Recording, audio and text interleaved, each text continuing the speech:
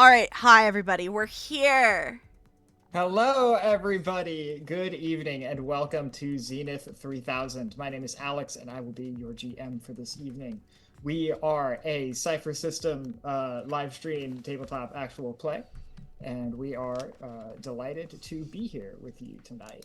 As always, I'm going to go through some quick group bookkeeping. We'll introduce ourselves, introduce our characters, get a quick recap of last week's session, and then we'll hop into the game proper.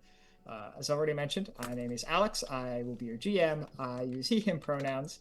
And let's see. Bookkeeping. So if you hit ! donate in chat, you will be able to see the incentives associated with this game. So you can affect the story that you see on screen and see the consequences play out live in front of you. We will not be collecting this money ourselves. Instead, it will all be forwarded to Doctors Without Borders. This is a humanitarian organization. Their efforts are well-known, easily findable on the internet. They work with areas of acute humanitarian need. Additionally, you can hit ! reading and find out a little bit more about some of the texts that inspired this game. With that said, I believe that is all of the bookkeeping and all of the introduction that I have, and so we can hop right on ahead to our players. Hi. Hi. Oh, go. Hi. My name is Seth, and this is Finn. Hi, Finn. He will not be playing anybody, but I will be playing Vesper, who is a doomed elf who murders. Hello. I'm Mary. I use they, she pronouns, and I'm playing Erastus, who uses he, they pronouns, and is an intuitive preside-ish who interprets the law. Hi, everyone. My name is Abhishek. I use he, him pronouns. I play Eris, who uses any all pronouns, who is a clever adept who has 1,000 faces, and I'll be doing a recap for today. So, previously on Zenith 3000, in a lovely session we like to call 2 Zenith 2 3000. It's around 3 p.m. Everyone is sort of heading on their way back from Dr. Spangel's office after the successful brain surgery of Erastus. Erastus is getting some sleep in Erastus and Vertigo are hitching a ride in Eris's car. Erastus is happily trying to sleep in the passenger seat. Vertigo is getting comfortable with their new friend Ten Eyes in the back seat. Meanwhile, Vesper is sort of following along on his bike, a little bit behind. However, it doesn't take more than 5 minutes for shit to pop off, unfortunately. One thing that happens is that Erastus finds aspirin in one of in Eris' purse. After asking what it is and not really getting a straight answer from Eris, which is usually kind of the norm, they say, you know what? Fuck it, we ball. They pop one. It is much more powerful than aspirin, and it turns out Erastus now cannot move, and they have an intellect hindrance by 1, and they also appear to be asleep. Vertigo decides to ask Ten Eyes to cross-reference a bunch of data they've gathered so far from the Valgura, Julie, Thrax and Mundar, a lot of data sources that we've sort of encountered throughout the campaign so far. Ten Eyes is basically like, yes, give me something to do, please. I literally, I need something. And they're really happy. They want to be doing this. Vesper, on the other hand, notices what is essentially a custom Plymouth Superbird with a lone driver following us very closely. Vesper decides to text Vertigo that, hey, we're being followed, and they attempt to sort of drop back and follow along. Erastus, who is loopy, for lack of a better word. I was high. You can just say I was high. No, yeah. Erastus was like majorly high. They notice a second vehicle, a Dodge Viper, falling up behind Vesper, with the custom plate reading Sigmind. I don't know if I pronounced that correctly. Seeing all this, Eris, you know what? Let's go to the highway. Ten Eyes sort of brings up a stream of all 3 motorcycles following them with the usernames of sad_max, octane oracle _6767, with zeros being the O's, and magic Micicle. So essentially, essentially a car chase occurs. Vertigo sends GPS for all 5 people involved to Vesper's phone and Eris' car screen. some spells are cast to you in order to hinder the party. And initiative is sort of thrown. And Vertigo also enters the chat room because apparently these guys are streaming while they're following us. So yeah, initiative is rolled. Combat is had. Vesper sort of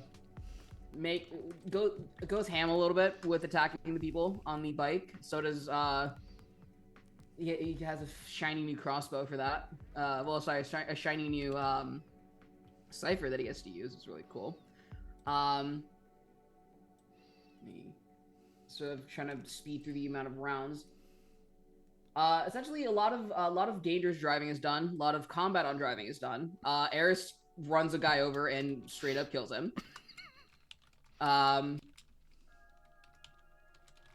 Ross is able to break through the aspirin by using his patented karma cookies.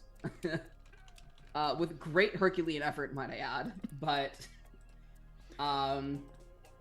essentially they are able to break free and sort of aid in combat. Vertigo, on the other hand, essentially helps get info to dox the stream members. And it leads to some consequences. Mainly for Julie, who aided and such, and is doxed in turn, shall we say? Yeah, it's not great. But Perry sort of helps, like, hey, don't worry about Julie. We got you covered. Okay, which is yeah. Erastus shines a very fancy flashlight, which is quote unquote has the power of the sun. It is like 60,000 lumens apparently, and just it does sort of backfire, and it sort of blinds them both. And let's see what else. More combat is had. Essentially, by the time round 4 is around, we sort of are able to get rid of all of them, and we've driven far enough away to sort of lose them. And Vertigo, for good measure, changed all their social passwords, their recovery email, and steals a lot of their money. And a car. And their car, that's true, because they did get a fancy new garage, which has a fancy new sports car in their name. Meanwhile, in the middle of all that, a portal from essentially a rift in the sky opens, and Tiamat pours through, intent on avenging her husband, or mate, sorry. Bahamut.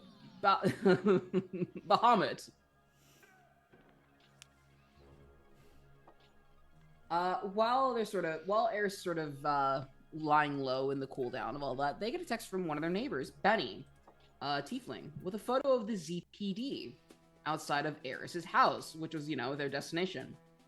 Seeing that, the gang is like, oh no, let's not get involved with the ZPD, considering, 3 of us are wanted right now. So, I believe that the idea was that Vertigo and Erastus went to, I believe it was, I think it was Vertigo's place that they were going to. If I'm reading those right. Yeah, they take their new sports car and go to Vertigo's. Meanwhile, Eris and Vesper go to Eris' place. Vesper takes sort of the high ground, spies a little bit. Eris decides to try a new disguise, one that hasn't been revealed before. It takes the form of a very high society woman named Oriana. However, thanks to a very unlucky card pull, the disguise fails. As Eris approaches, the disguise quite literally melts away, and Eris is reverted to her changeling form, like her true changeling self. The guards see her, approach her, and presents a letter saying, hey, you've been subpoenaed by Chad. Vesper sees the whole thing go down. Eris luckily is able to send off a quick thieves' cant message, saying the word Chad. Meanwhile, Erastus sort of looks up an old law school friend and Asimar named Gabriel. Sees if there any way to sort of hire him into looking up legal loopholes and a way to slow down / beat their bounties. In the background, Ten Eyes has been sort of working on that cross-referencing data since the beginning of the car chase, and a new sort of conspiracy is discovered. A lot of letters, emails, missives, etc. pretty much all sort of came and tied together to show that Bahamut wasn't a random target, actually. This was an intentional play to draw Tiamat out of hell and onto the material plane. Plan that appears to have worked.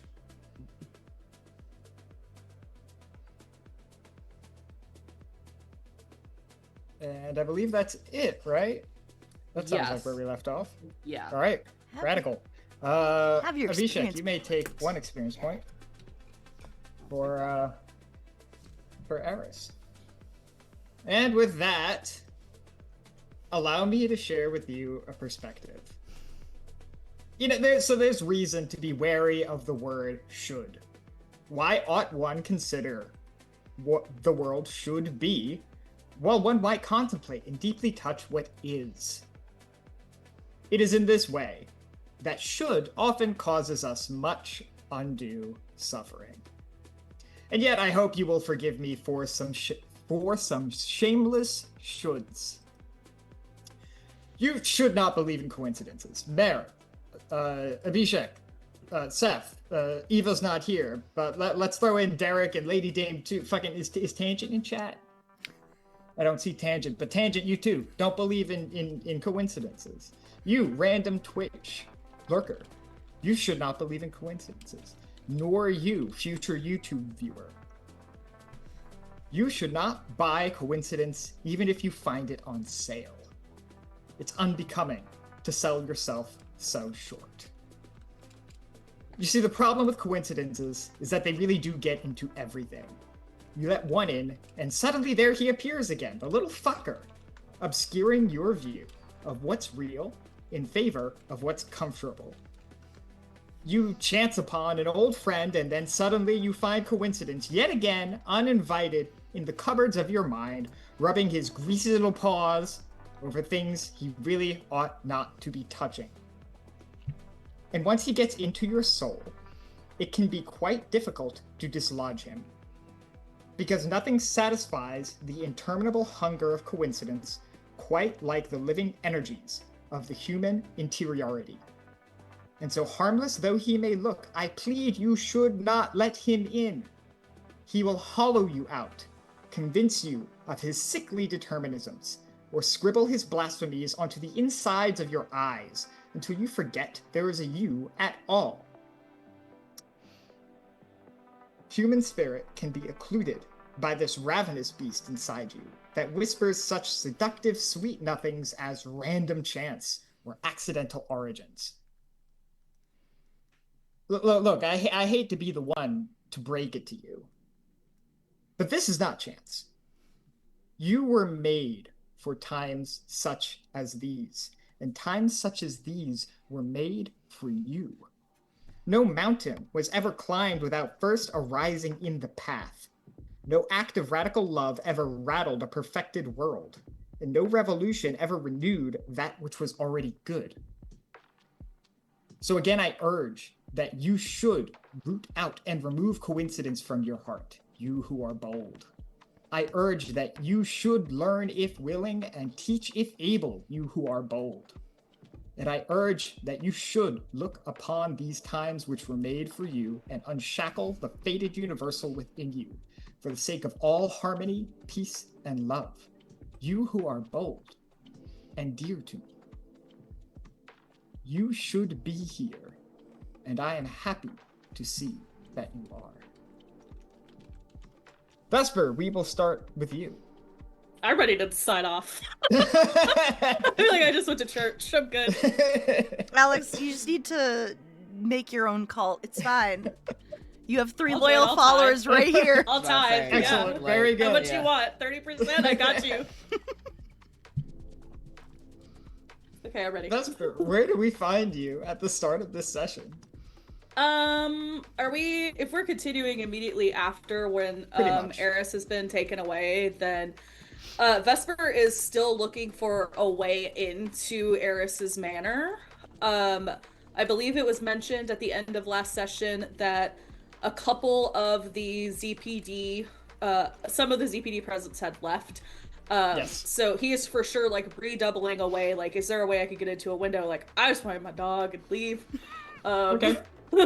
Just literally trying to get Ash. I don't really care that much about Eris's house or belongings, but Right on.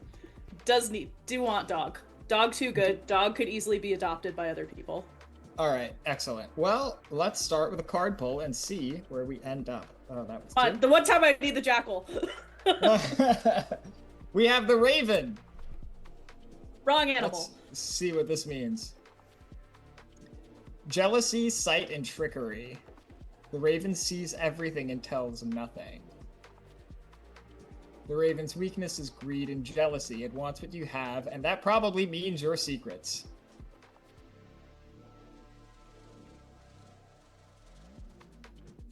The PC sees something that they normally would have missed. All right. I'll tell you what.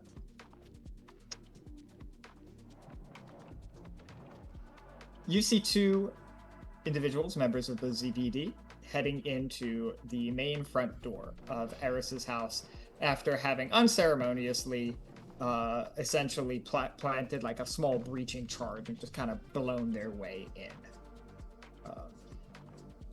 Coincidentally, Eris, does your house happen to have any Home Alone style booby traps? Paint can coming down from the Right. the stairs. Honestly, Random tarantula. random tarantula. Part of me wants to say yes. Only because it would be funny to see Vesper trying to like break through that and the officers. It wouldn't be me. Well, fair. I mean, like I figured. Well, yeah, it would be funny to see the officers kind of like dealing with that. Iron. However, The iron on the face from the laundry drop. Mm-hmm. you know what? Fuck it. Yeah. Fuck it, yeah? That All right. solidified the deal. Let's go. Excellent. So then, Vesper, you're sitting up there, and you know that these guys, they're in for some shit. But I will also say that you are aware of a relatively safe entrance on the roof, across the street from you. Or you can follow in through the front door, trying to be sneaky. What's the move? Oh man, give me such a good choice. How badly do you want to watch these officers? Really bad. Point and laugh. Really, really Point bad. laugh. And frankly, it would, knowing that they're in for some shit, then, I mean, if they're knocking the shit out of the way for me, why wouldn't I follow behind? All right. Rather than incurring potential damage myself. Maybe she set up something on that window I don't know about. She's crazy. Yeah, I think that I'm going to be, like, making my way to the street level and attempting to like stay in the shadows. I'm gonna like see them blow open the door, just be like, interesting decision, and just wait for the pieces to fall as they may. All right, sure. Then you head down to street level. Can you give me a stealth check? Absolutely. This will be of a challenge 4. The sun is beginning to set, especially in this part of town.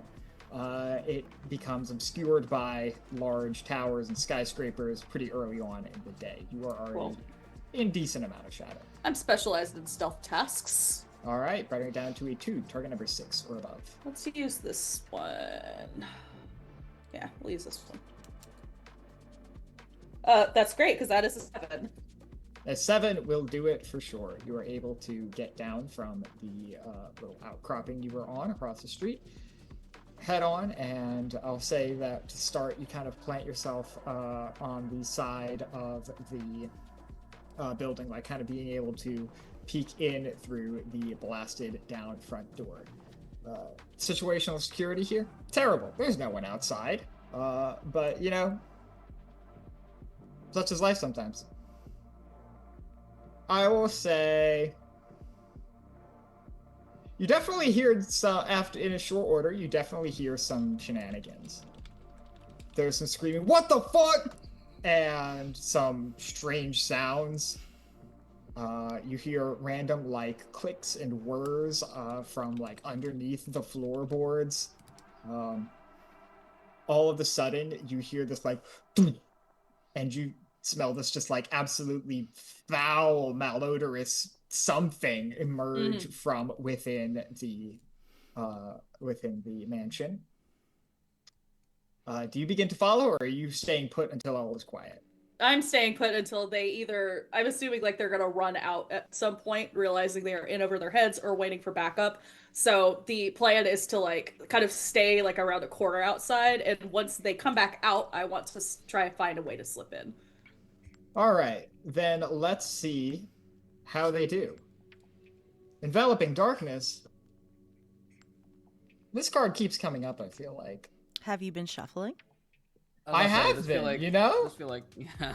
No Invisible The Sun deck just GM knows. ever shuffles the deck. We know this. They stack them ahead of time. I will The deck video simply knows. myself for Saturday shuffling your Whatever. deck. It's AI. I don't believe you. I just sit here doing this the entire time. If you see me doing something with my hands, I'm moving the cards. That's not a shuffle. It's close enough. No, I see like groups of 20 still next to each other. Yeah, but anyway. Let's see what the enveloping darkness will do to these poor individuals. These poor unfortunate souls. The PC's enemies are temporarily held at bay. Thank you, Enveloping Darkness. I wish maybe we pulled you later, but that's fine. Mm. I will say a little on the nose, perhaps too on the nose, but we'll go with it. At some point, after some shouting, some more strange banging, you hear like a strange shimmer or something in the air, some kind of high-pitched, soft sound that kind of rises up from nothing. And as this does, a small pinprick of darkness, absolute, impenetrable darkness, kind of just like pops up above the top of the house and slowly begins to spread and melt out in a dome surrounding the property. And I will say the despair on this card is also pretty good, so I'll use that. An NPC close to the PC dies. So you hear some additional shouting, another few clicks, strange magical mechanical sounds, and what sounds like some kind of creature, some kind of monster. There are a fair few number of gunshots, some brief sounds of combat, the sound of something very large and relatively soft being slammed up against a wall. And in short order, one of the ZPD is screaming and running from the house as fast as he seems to be able to. He runs right past you. If he saw you, it doesn't seem to matter much to him, and he just goes straight at it. He runs almost through the barrier of darkness, stops at it, seems to register what he is looking at, turns around, makes eye contact with you very briefly before turning back to the darkness and yelling, "What the fuck?" She upgrades her security like pretty periodically. You should have gotten that in your intel. I'm sorry, man. That's not security. That's a fucking dungeon. That's a death trap. It's her house. That shit's not legal. Well, You can't put a demon in your closet. What the fuck, man? I mean, are you gonna do something about it? Or are you gonna... Yeah, get the hell out of here. Do you know this place? Can I get past this shit? No, you can't. Sorry. What the fuck? If you're... I will warn you to not come back because I will have to kill you. Don't make me do that, man. I just want to get my dog. If you can get past that shit, good luck. Go get your fucking dog, man. Oh yeah, don't worry about me. It's fine. Have a good rest of your shift. He looks as you enter the house. You hear, again muffled from the outside. What the fuck? Make my way in, and make your way in, you see a bizarre sight. There's like a large pool of like this strange glowing grease. There's singe marks on the wall. There is a set of stairs that is covered in what looks to be like some kind of pitch or tar with these odd little spikes just kind of sticking up out of it. And then as you continue to progress through, you see what really can only be described as like a 25 foot long demonic crocodile looking thing trying to consume the corpse of a member of the ZPD. And as it does, as it's like gnawing on this body, trying to like get it all down in one go like a snake, it does drop it as you enter in, looks at you, makes direct pointed eye contact. Hey, Vesper. Hey, man. Uh, You got a good snack? Seems like you kind of Yeah. overdid it. Yeah. Eris told me to keep the place safe. These guys has guns, so you do what you gotta do. Yeah, have you seen Ash anywhere? Is he still where I left him? Or did the screaming Yeah. scare him at all? He's upstairs. I think he shot on the floor, though. That's understandable. Yeah, he If that hasn't other been dude shaken comes out back, with you... it. Yeah, I know. I'm horrible. If that other guy comes back, you can eat him. Okay. I won't tell anyone that you had two in a day. Can you open the pantry on your way out? Yeah, I got you. Thanks, man. No problem. Damn it. I'm gonna make my way upstairs. You make your way upstairs. Alex, what is this guy's name? I need to know I now. was gonna ask if I could name. Eris, what is this individual's name? I was gonna say. So, I have two options in mind. Actually, I'm leaning more towards one. So his name is Azzy, aka Asmodai. Yes. Beautiful. Very good. I do like Azzy. That's a good name. Good strong name for a good bean. Mm, I am very carefully going to make my way upstairs. you very carefully make your way upstairs. I'll Nice on the say that dog. you're able to find some other staircases, other ways upstairs, and you don't seem to be triggering any of these traps. Cool. She Make did way calibrate them. Up to a large upper room, kind of loft area, and you see Ash just kind of hanging out, curled up on a couch that he's technically not allowed to be on. And If it's just there- me, yes, he is. Yeah. And there is indeed, you do indeed pass some dog poop on the way up. Not my problem anymore.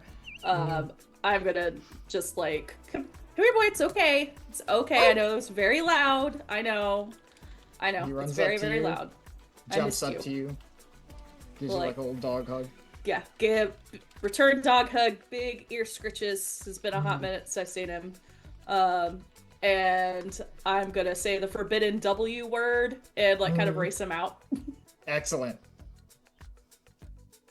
Do you get the pantry on the way out? I do get the pantry on the way out. That's true. I almost forgot. Thank you for reminding me because that is Sick. what I Excellent. intended. I am opening that shit. I am probably taking a snack. I just finished restocking when Azzy ate it last time. God damn it, Vesper.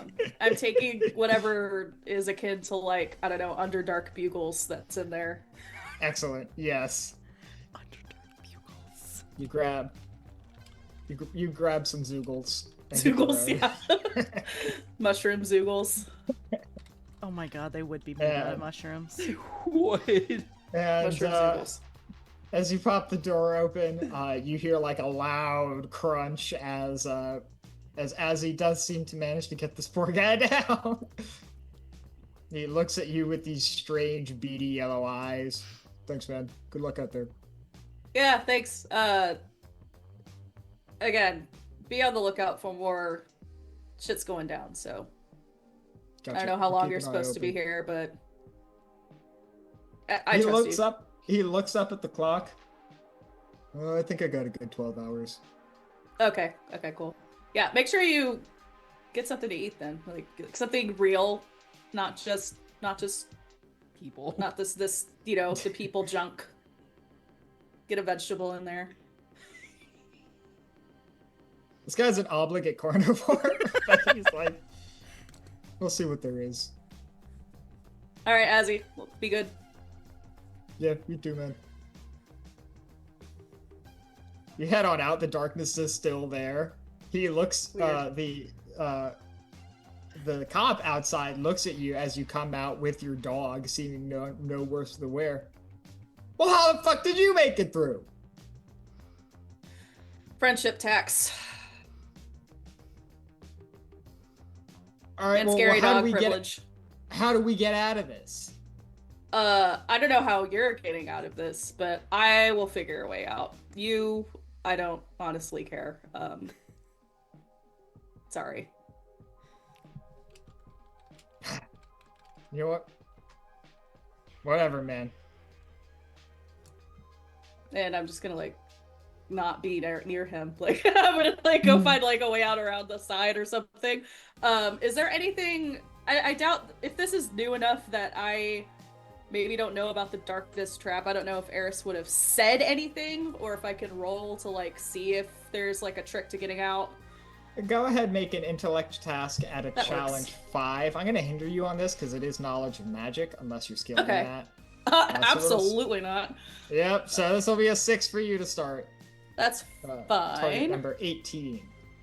It's probably not gonna happen, which is okay. Wait. I'll see how I roll, and then I may have another idea. We'll see how this works. Well, that is a 2.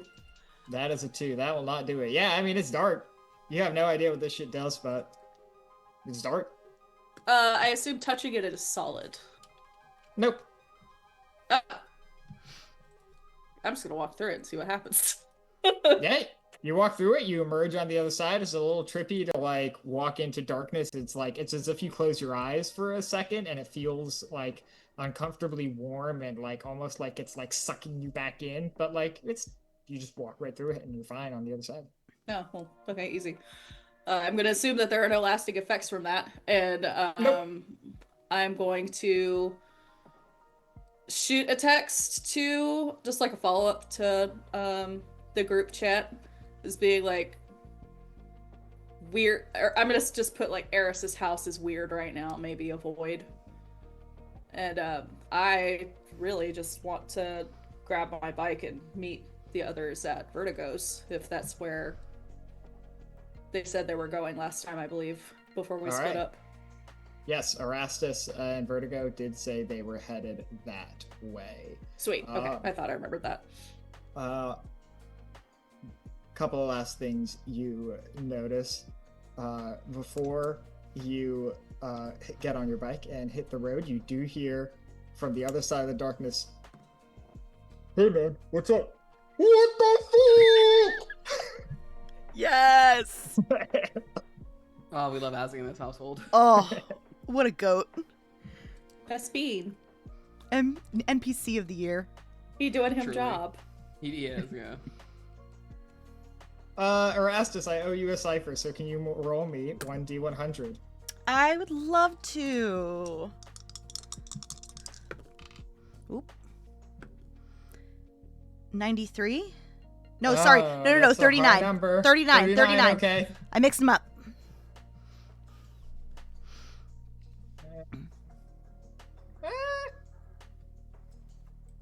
Sorry, I've got like 3 lists I work from, so let's see which 39 is the most interesting. The best. Yeah. Let's fucking go. This one is probably the best. I will say, if I can pop open the comment on this thing. While poking around in Vertigo's new car, Hell yeah. you find a legal item. This is level 8. Damn. I just poke around through everybody's cars, apparently.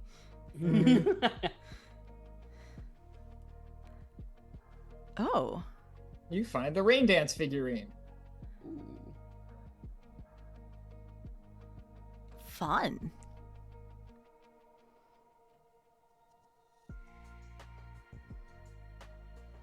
Oh, interesting. How often does it rain in Zenith in general? It's relatively well. It's coastal, so it rains. It All right. it rains frequently enough. Okay. I would say maybe at most a quarter of the days per year. Okay. Thank you very much.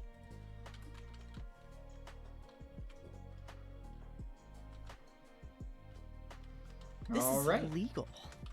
Huh. So as Vesper is heading your way, Erastus, what are you up to? So I'm assuming Vertigo is doing his own thing, like tech thingy, like in their room or something like that. Yes. I will say Vertigo has let y'all into know that the conspiracy that they have uncovered with respect to Tiamat, Cool. and they are now posted up on a sort of like mega beanbag with their two dogs doing cool hacker shit. Amazing. Trying to sift through a ton of data that is available on Bahamut's phone on this Red Presence data trove that you acquired from Julie, and some additional kind of shit they've scraped through the process of the campaign. Okay, so in that case, one, I'm going to take my 10-minute rest. But All right. I think I'm going to continue, like, help Gabriel that I talked to last session, going through my own information of, like, laws, loopholes, maybe helping drawing up paperwork. I can't do anything, like, from an official paperwork perspective, but basically helping, essentially. Sure. Answering questions, going from there, help build the case, and so on and so forth. Absolutely. I will say you can do that without issue. Would you like to go to their office? I probably will. Yes, I probably will go to his office. All right, then I will say that Vesper, you know that Vertigo was posted up their place doing hacker shit, and Erastus is headed to the office of some lawyer, Gabriel and Associates. Yeah, I would have definitely told folks where the fuck I was going. But yeah, no, I'll head to the firm. I think All I right. would send if Erastus, like, I'm sorry, I got a message, but Yeah. did you mention that you were putting in like the group chat that you were headed that way? Yes. I think he would respond and ask if you wanted like an escort. Please. Okay.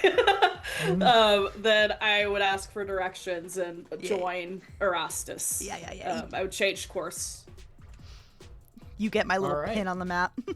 Yeah, I'm gonna go to Erastus. It takes you a bit to get there. The evening rush is now in full swing. I will say you arrive as the sun is getting close to setting, about 6:30-ish. And for the sake of convenience, I'll say you both get there around the same time, and you see a large a tower with like I forgot the fucking word, but like an entrance into this law office, the big golden sign and all that. Yeah. I've definitely been here multiple occasions. I have kept in contact with all my lawyer college buddies, so as long as no one's going to immediately arrest me, I like to think I'm already on like first name basis with reception and whoever works here. Yeah, absolutely. So most people have gone home. I will say if you try to go in, you are greeted by a huge, like 6'7", stocky, maybe tiefling, maybe just straight up devil. You went to college with this guy. You knew him as Bub or Bubba, but now he uses his government name of Beelzebub. Hey, bub, what's up? Erastus, what's going on, man? He gives you a big hug. Ugh, I'll hug him back. I don't know if He your is husband... uncomfortably warm. I know. I don't know if your better half has told you what's been going on, but Yeah, we've been keeping an eye on it. We saw when the bounties were posted. What the fuck have you been up to, man? nothing that should require a bounty.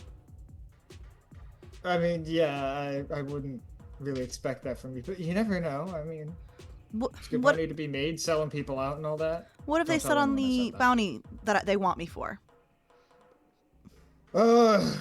Treason, digital terrorism, that sort of thing. Oh, fucking hell. Yeah. We can talk about it with Gabriel, so that way I don't have to repeat it twice, but Sure, Gabe's upstairs. I'm just raiding the fridge. cool. If you want, Vesper, are you in view? Yeah, he would have like leashed Ash outside and come in, probably hung back a little bit because I don't know if I want to go in all the way. Yeah, that's fair. You can bring the dog if you want. Dog friendly office. Yeah. He's chill. He's cool. If you got any extra like food, soda, drinks. Afraid it's all pizza, but you're welcome to it.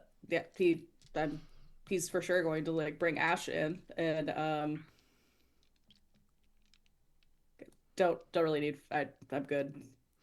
All right. Yeah, Vesper, I don't know if you want to join us and listen in, but I'm trying to deal with these bullshit bounties on us. So this sounds like it's probably a little bit over my head, but it's sometimes over our head too. We just gotta untangle it all. I would feel better having you in eyesight though. So if you don't mind a canine companion in the room, Yeah. he's very well Yeah, behaved. sure. Yeah, let's go. And don't worry about it being over anyone's heads. I mean, the government is surprisingly susceptible to bullshit, so, you know. You just gotta talk around them You know. long enough. You get them on your side at some point. If you're smart enough to do so anyway. Anyway, Yep. I will also grab some pizza slices. What's your spice tolerance? Oh, Because this thing is, like, covered in habaneros. okay. I probably will have one slice of habanero. Excellent. I feel like it's not white level tolerance, but I'm definitely not like Asia hot spicy. Yeah. Mm. Excellent. Yeah, you I don't know if you have to force it down or what exactly that looks like. I but feel like it's- this is, I know his order. You do. Oh, you sure do. So I pick off like half of them and then I eat it. I will take one of the habaneros that you pick off and eat it straight. Excellent. That's fair. That's just Seth being a Seth Yeah, right. for a second. Seth reaches through the screen to grab some habanero. Right. Yeah, that sounds so good. Vesper, you grab a pepper. It's delightful. So good. So much of this shit at Eris's place is so bland. Yeah. Hey! Out of body. Like their ears are burning a little bit now Right. on the car ride. I'm being talked about. I feel like someone is insulting my cooking. Mm. Yeah, well, we can get some food and refreshments and head up to the office. Oh, I raided the pantry at Eris's, so I'm good.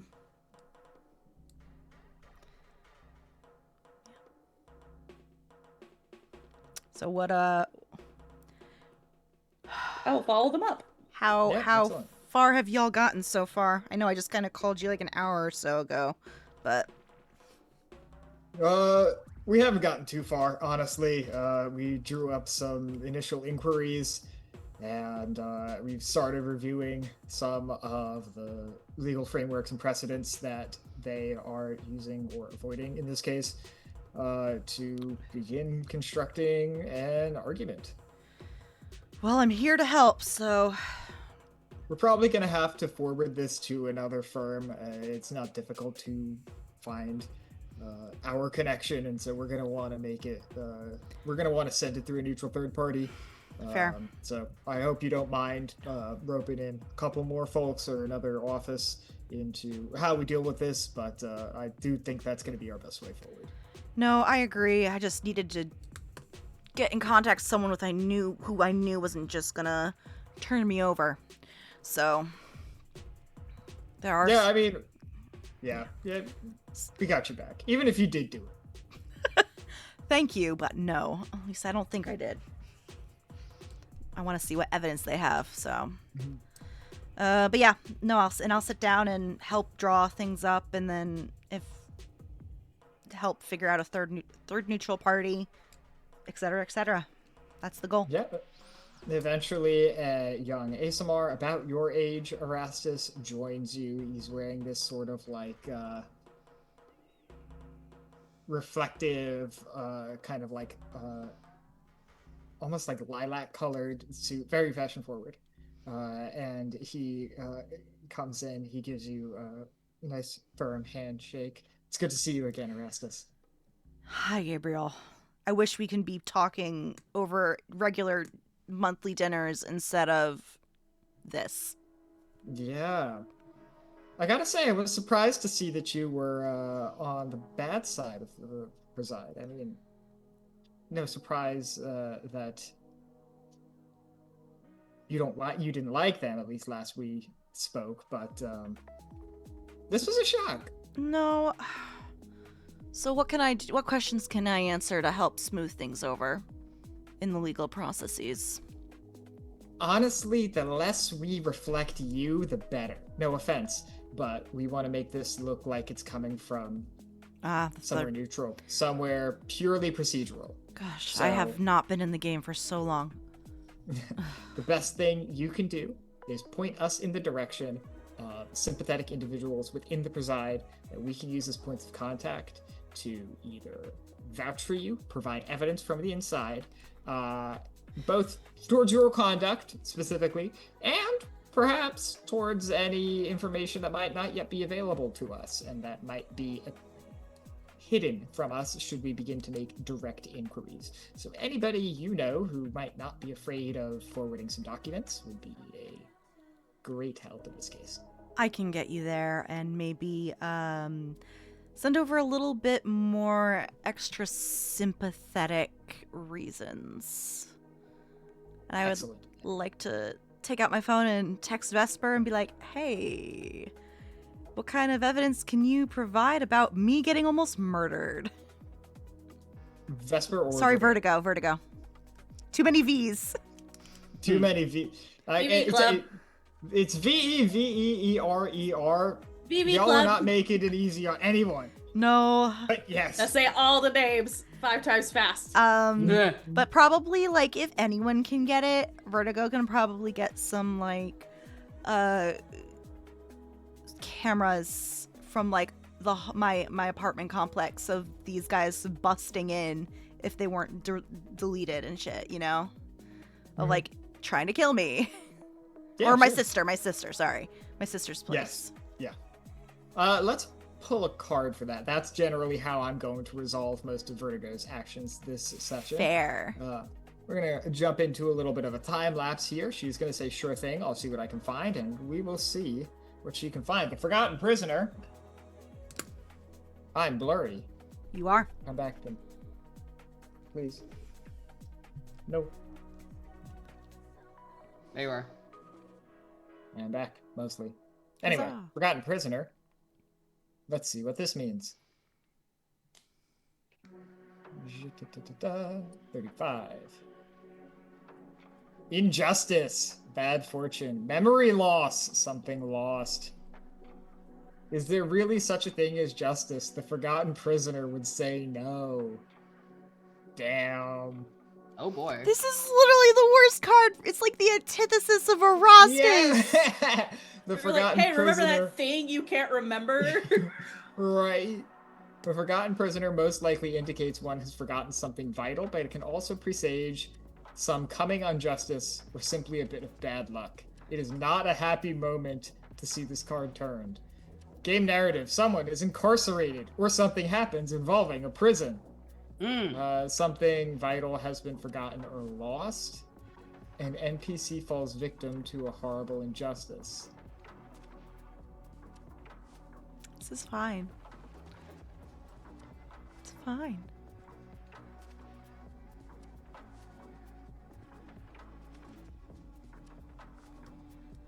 Okay. Oh, I had an idea, Alex. Give me your idea, because Oh, no. I'm Oh. struggling. What do you got? I'll give you an experience point in exchange for your idea.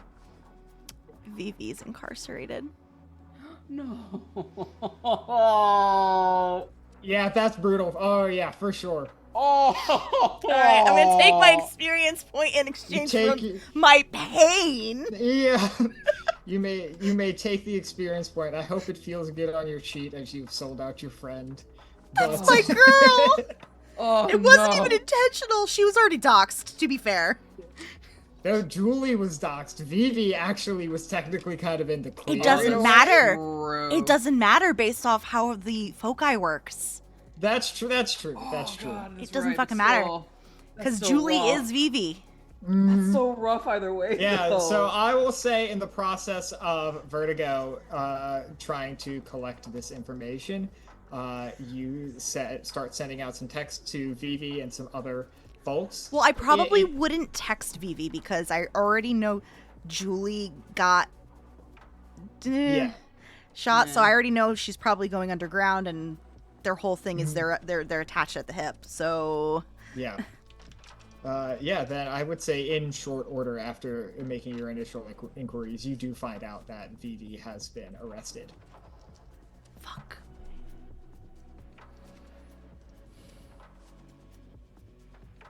Under what But yeah, charges? so you can... What? Under what charges? Oh, probably something like aiding and abetting, conspiracy, that sort of thing. Add one more name to the list. Gabriel, Bub. I write out Vivi's full name. Ugh. Fuck. Alright, we'll see what we can do. No, my But friend, yeah. you'll get sent some information if they find anything. Anything concrete, other than just eyewitness testimonies. Yeah, I will say you get essentially a small data package about 30 minutes to an hour later after text and Vertigo that has a broad outline of all of the adventures that have led you up into this point.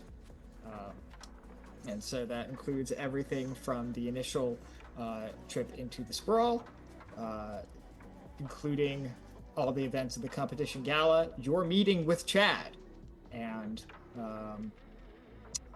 the subsequent assassination attempt. My sister's hospitalization. Yep. Yeah. So that information is all now available to your team, as it were. Perfect. And I will assist in any way I can. Otherwise, I keep my mouth shut. All right, excellent.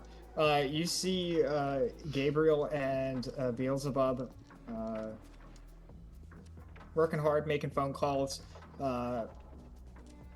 strategizing back and forth about how to proceed. And that is where we will cut to Eris. You have been sitting in the passenger seat, unhandcuffed, of this police cruiser.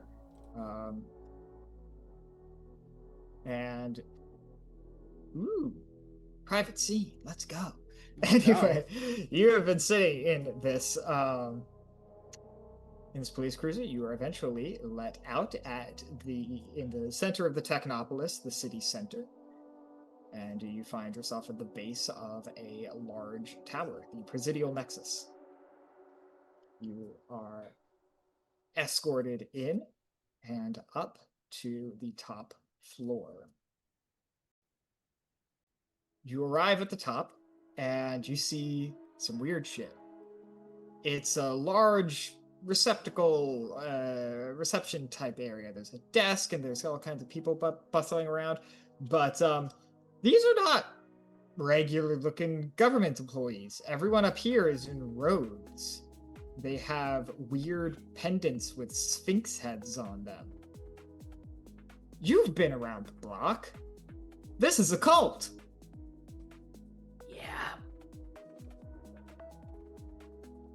These orcs don't have to be red, would they? Nope. Good, just checking.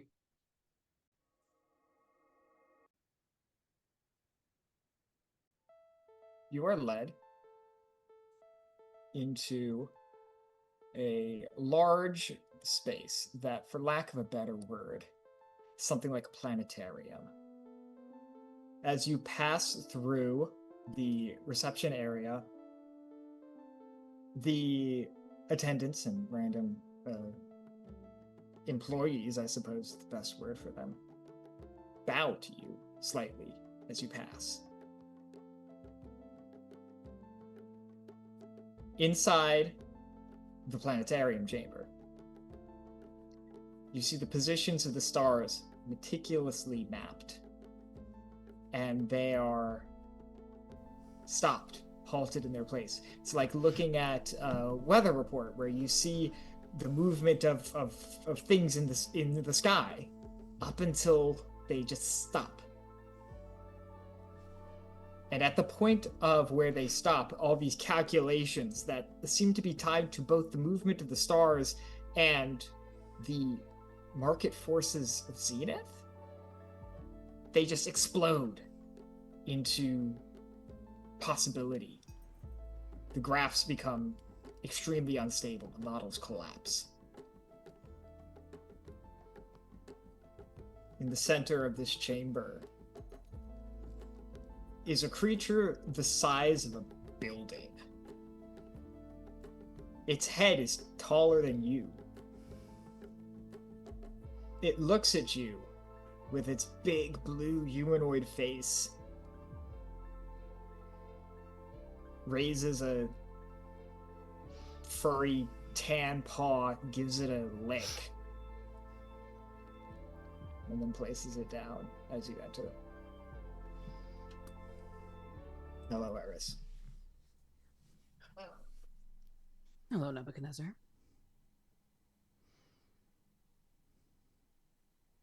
I apologize for bringing you here under the appearance of force, but I seek your counsel. Well, that's certainly a first. The all-wise, all-powerful Nebuchadnezzar bowing to a mere changeling like myself. Ooh, things must certainly be dire. Don't sell yourself short. We both know what you are.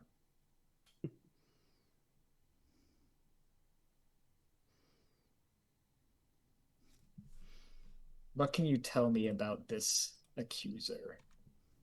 We have spoken, but he remains enigmatic to me. I find him distasteful.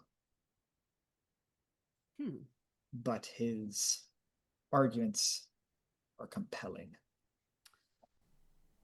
Yes, they usually are. In this brief amount of time that I've seen him, his words do have quite the compelling force behind them, whether that be reason or otherwise.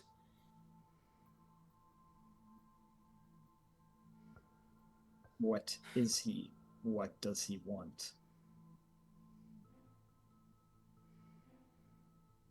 Well, this is just my guess.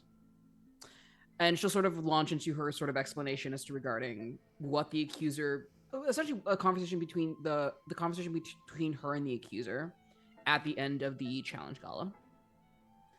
On that top floor, right after Thraxamundar basically murdered Bahamut. Because correct me if I'm wrong, Alex, he mentioned essentially something about just bringing humanity down to like their quote unquote lowest.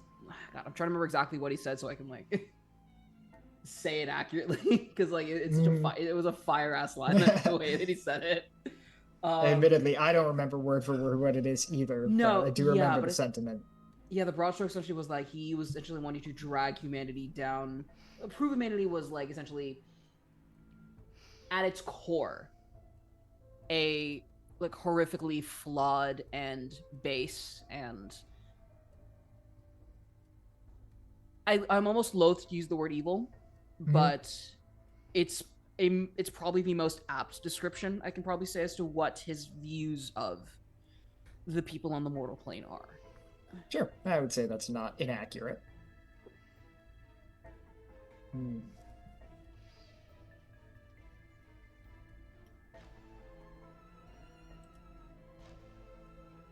That's all then. He's here to make a point. You may... It may seem simple, almost unbelievably so, to someone who uses logic to observe. She sort of gestures around her with the planetarium, the models, the mathematics of it all. It may seem simple to someone like yourself who plots the chart and charts the course of everything, but I've often found that those with the most simple of reasons are often the most dangerous.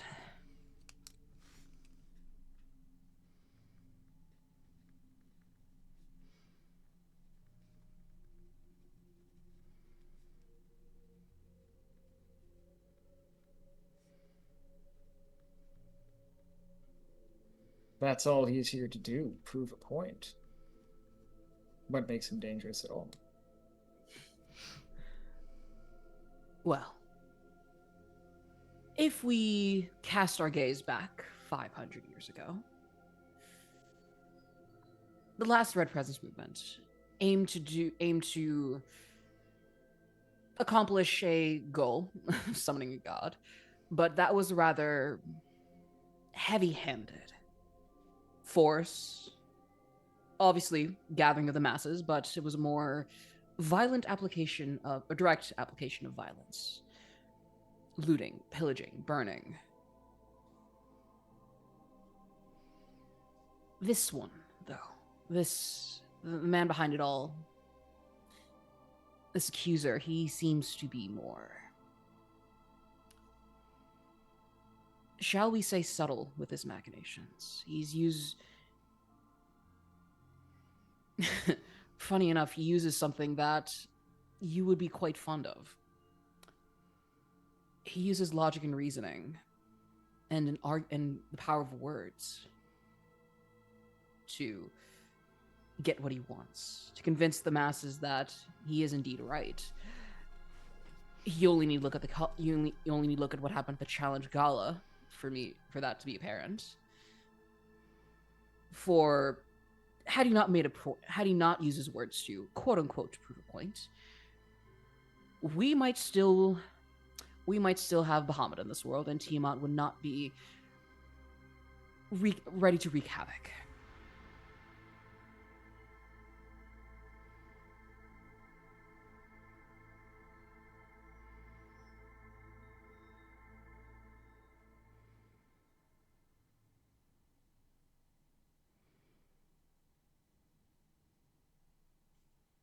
Nebuchadnezzar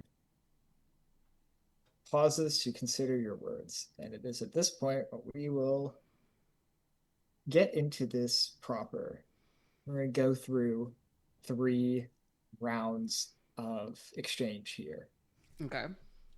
You have until the end of your 3rd round of dialogue to attempt to sway Nebuchadnezzar. I will say to start, he is in a neutral position.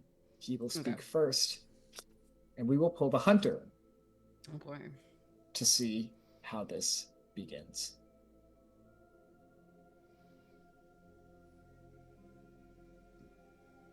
Nature, death, conflict, survival, seeking a goal. This is the perfect card for one pursuing a goal. The hunter suggests that vigilance and persistence will win the day. However, if one isn't actively seeking something, this card can portend conflict and even death.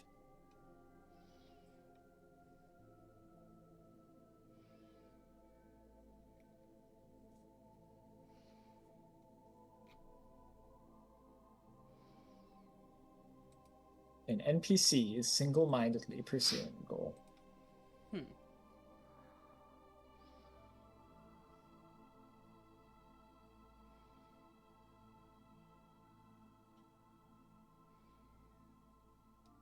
All right.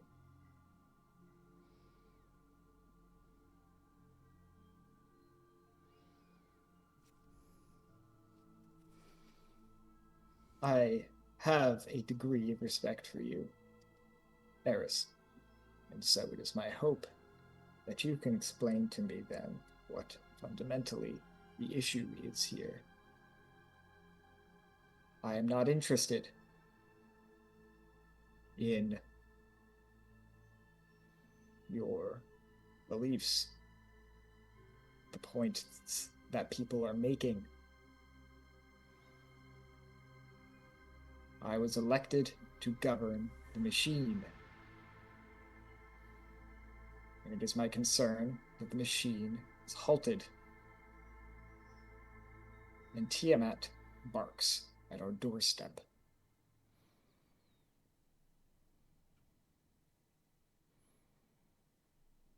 The accuser offers a degree of safety and power to deal with this threat.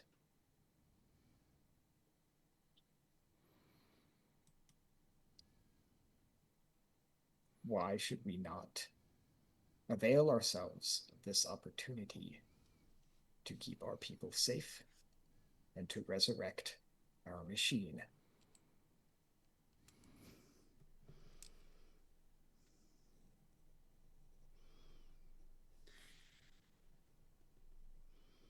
Quick little side note before Eris starts speaking. Would Eris have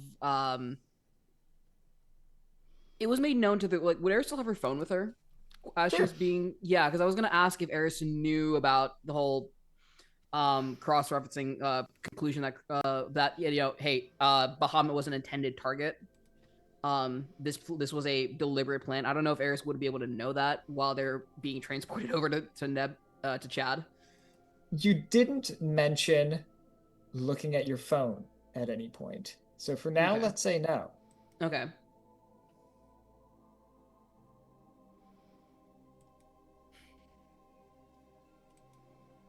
Got it. This is gonna be so hard. Like, is everything is riding on this too. I was like, how do I get Chad on my side? A being of like pure logic.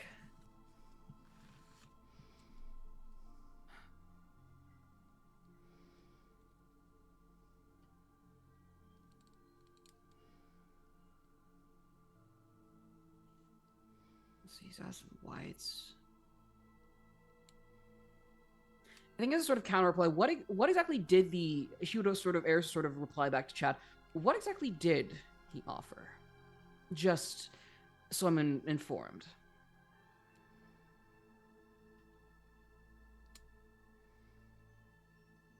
The accuser offers us methods of binding together the individuals who constitute our society, methods of empowering the whole, methods of unifying for the purpose of a more ordered society. A society that, under his argumentation, is more in keeping with the fundamental nature of what mortals are.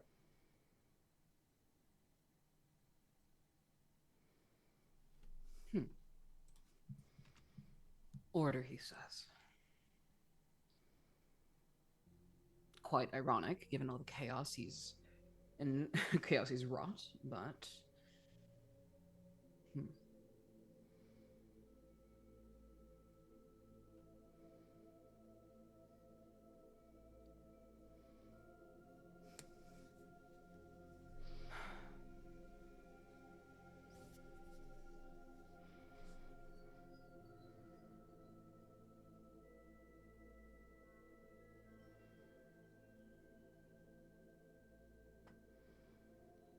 I think Eris will sort of look up at the planetarium and sort of see the sort of calculations that Chad has sort of been planning out, looking through, I guess, these multiple possibilities, these infinite really branches that things can go. But I find it interesting that the calculations have just been stopped, as if he can't like as are we talking stopped as in like he's like As it just like it just paused on today, or is it like he just cannot see any further? If you recall from a couple of sessions ago, one of the big pieces of news going around Zenith right now is that the prime mover, the furthest outer piece of the heavens that moves of its own accord and rotates everything within it, has stopped. Right. And so that is why Chad's calculations have failed, because things are no longer in motion.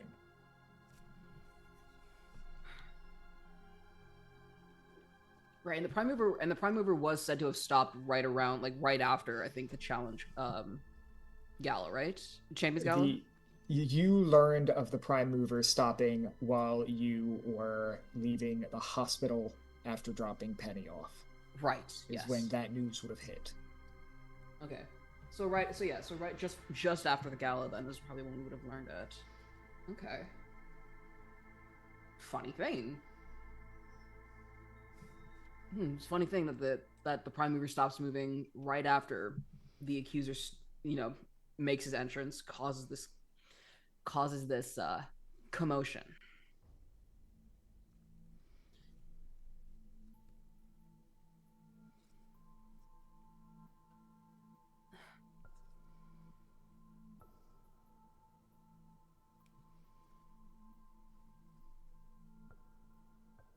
Eris it ponders on the word order before sort of speaking up a little. Order is a funny thing. It's a bit of a double-edged sword, the way I see it. Sure, everything is working as intended, filing in its place, unified, working towards a quote-unquote common goal, in service of that common goal, all in service of that common goal.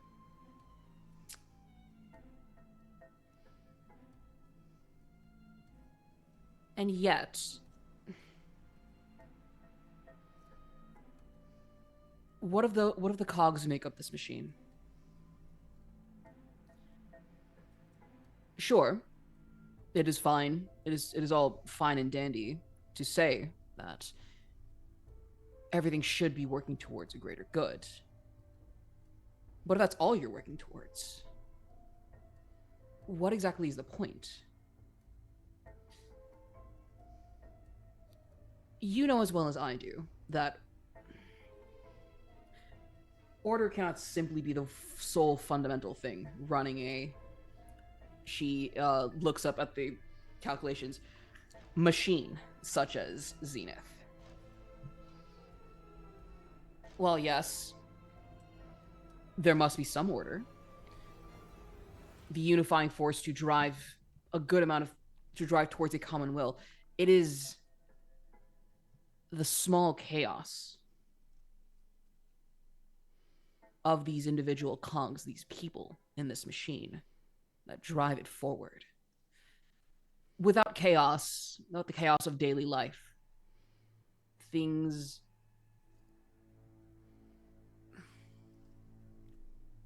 You would lose variables. You would lose...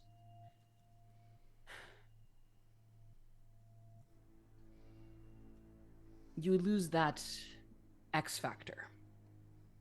That spark.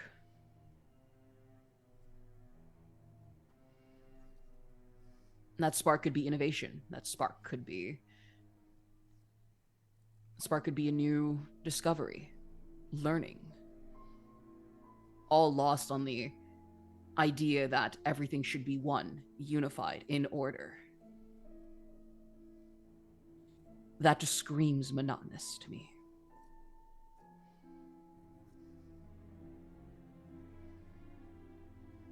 It screams that everything in this world is bound by the accuser's singular principal worldview of this world.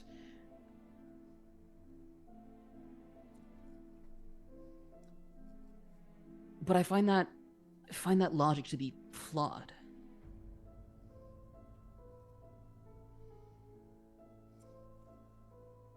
We have pulled the Watcher as we go to Chad's next round.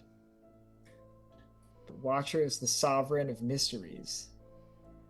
And I think as much as any card could represent Chad in his Chadness, it'd be this one.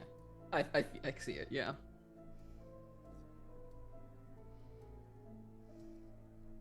The PC does not have the knowledge they need. For now. Oh boy.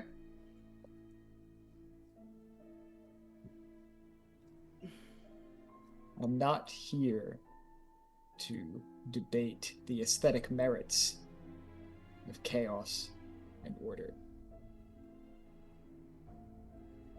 All is order, whether you see it or not. All is energy and emotion and matter.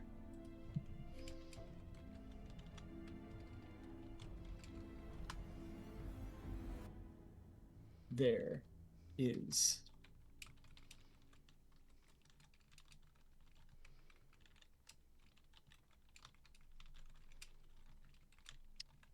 a force, I suppose, to the thing you refer to as chaos.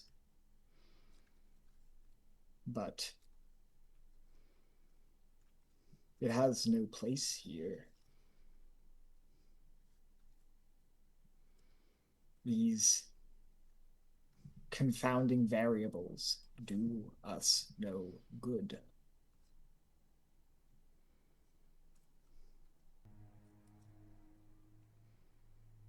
All of what you have rightly described as the cogs, Zenith, have a place. To move the fundamental lifeblood of capital through the system in order that we might function as a machine we have built.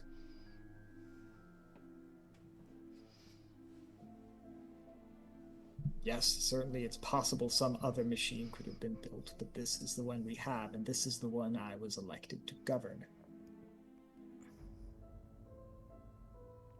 The errant neural activity of any individual cog is of no consequence to us.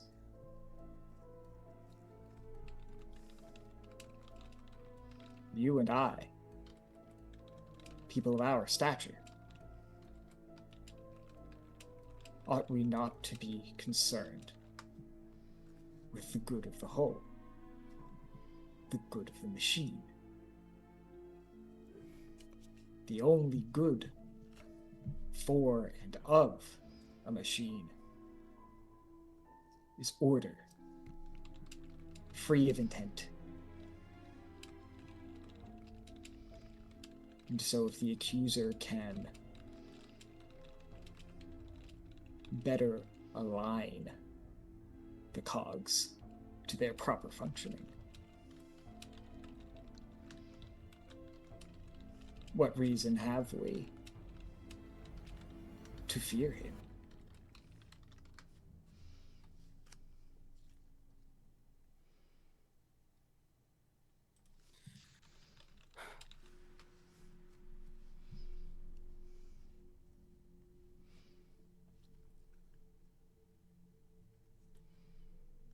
Alex, having been in Zenith for 500 years after, and I'm assuming Eris would have been able to watch the sort of shift from, small, like medieval style village to futuristic techno, like techno city. Yep.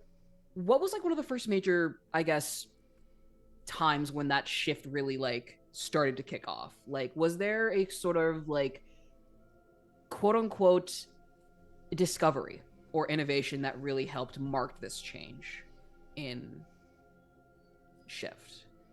I would say the biggest one would be the development of really essentially electrical engineering, the ability to transmit information through physical structures. whether that's your first phone lines, telegraph machines, and then on into radios, televisions, digital media. The rapid proliferation of information has been the primary driver of the technological revolutions that have occurred within Zenith. Certainly other things helped. Other things made all of this possible. But that was like the main backbone behind us. Yeah, the main backbone behind most of the real big shifts was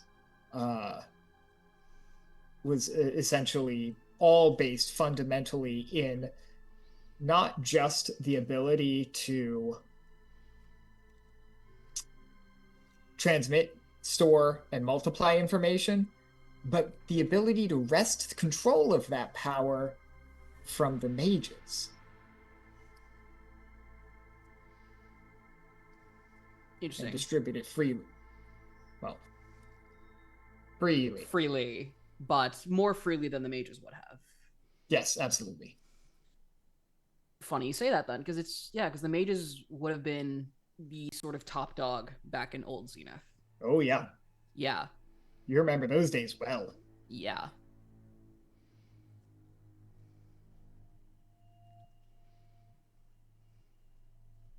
I think Eris would scoff, for one, at Chad referring to both themselves and Chad as people of our stature. It is a very it's almost like it's a scoff that almost like develops into like an actual like chuckle for a little bit as she's like genuinely tickled by what he has said.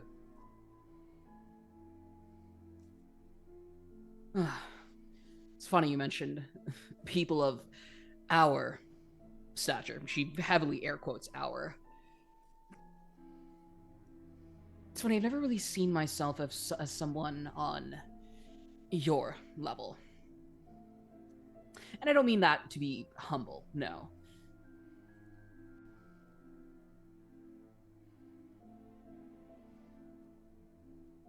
I was once from those so-called... I was once of the level of those so-called cogs. You love to say should be ordered and knowing of their function. Yet, as I recall,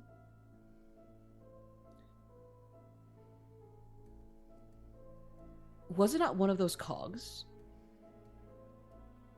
And the chaos of their inspiration that led to this whole machine being created? For certainly the mages back then weren't so free to share information, let alone allowed to be proliferated, exchanged so freely between someone of the mage stature and someone like a cog.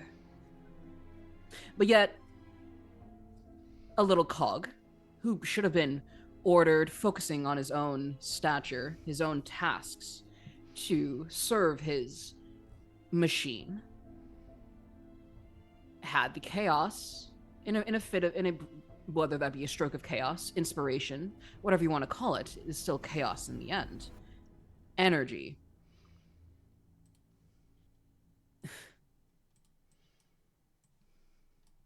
They were able to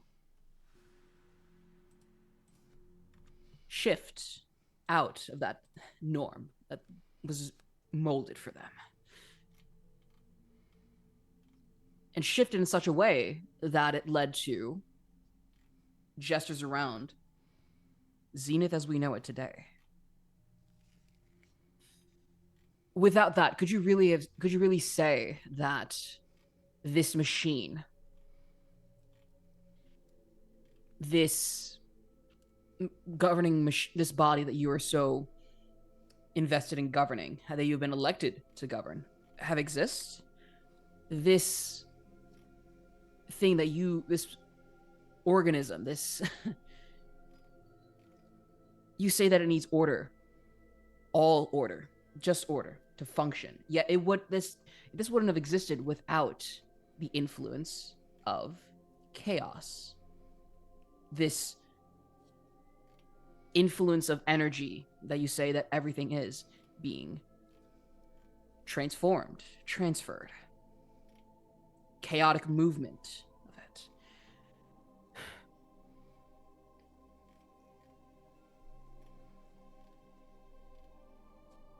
Can you really still say that chaos isn't needed in this grand machine of yours? Can you roll me an intellect task? If you have any skill in something related to insight or identifying the motives of others, that will help you. This will start at a challenge 7. Okay. I am trained in all tasks involving identifying or assessing danger, lies, quality, importance, function, or power. That apply or no? It's a stretch. I won't give it to you as a blanket. Fully. This can be used for insight, but I will give it to you this time because it's a hard task. Yeah, I was gonna say because I was mainly gonna focus more on like quote unquote importance, really, of anything, like importance as in like logic, sort of extrapolating thoughts as of like because it's essentially a fundamental question about the society in which Zenith exists, the society of Zenith as it exists today. That's that's sort of the reason I'm going with that. All right, sure. So that'll bring it down by 1. Target number 18 now. Would you like to spend any effort from your intellect pool? Oh, absolutely. Yeah. How much would you spend? I'm willing to spend 3 effort for this. All right, you brought it down from a 7 to a 4. Target number 12. Wait, no. 3 effort. That'll bring it down from a 7 with your asset to a 3 with your skill to a 3. Target number 9 or above. Yeah. Radical. Yeah. Let me just make sure I am calculating the right amount. 3 plus 2 is 2, 6, 8. I have 6 intellect left. Let's rollies. 14. 14. That will do it. You get the sense that you and Nebuchadnezzar are talking past each other, in a sense. There is a fundamental piece of information that seems to be blocking you from understanding each other. Before we go to his turn proper, he does have a question for you. Okay. I can say with all confidence that chaos is not only unneeded, but a deficiency in our system. If there's one thing we have learned from the great thermodynamicists of old, it is that entropy remains a problem, not a blessing. This thing you call chaos, what even is it?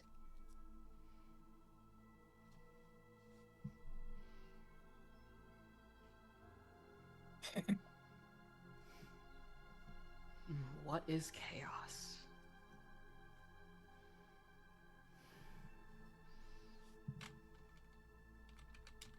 I think, could Eris try and get a sense of what they're quote unquote missing, like that missing link between to like, because like you did mention like there's like a key piece of information that's missing, but like between myself and Nebuchadnezzar that is like kind of creating a sort of gap between us. Could Eris try and find out, or at least get a sense exactly of what that would be? Absolutely. If you want to take some time and I'll tell you what. You can. We can go into Nebuchadnezzar's 3rd round of dialogue. At the end of it, you can make a roll. If you succeed, you will get the right information. You will learn what the block is. If you fail, I'm going to tell you the wrong information. Oh boy. And Eris has to use that. Okay. Do you accept the bargain? I accept the bargain. Can I Right on. make one comment on might juicy the pot a little bit? Sure, but I'm not going to let anyone use crits. No, on that's this fair. for sure. Oh, that's fair, yeah. You don't tell Abhishek what the challenge is on or if they pass or fail. Yeah, that sounds reasonable. That's reasonable, yeah. That's reasonable. Yeah. That's reasonable. Love the Something dramatic. that Love the will drama. definitely make our lives worse. That's reasonable. Oh Understandable. yeah. Absolutely reasonable. Yeah, Yeah. understandable. Have a great day. Yep. Huzzah! I'm glad to I mean, contribute. the stakes are high enough for it. So I mean, No, they are. They are for sure. While you pause to consider, what do I really mean when I say chaos? Chad, sensing perhaps a vulnerability in either your thought process or your style of communication, begins to speak. We have pulled the forbidden game. Value 2. Notions, cats, clocks and wind. Intellect, strategy, and balance. The temptation to partake in the game is strong, but you know you shouldn't. It's dangerous.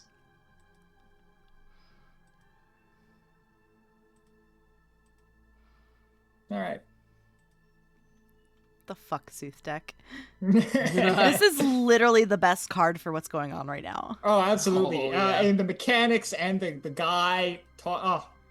Delightful. You should use the Seuss deck. That's another should for you. Anyway. Chad begins to speak.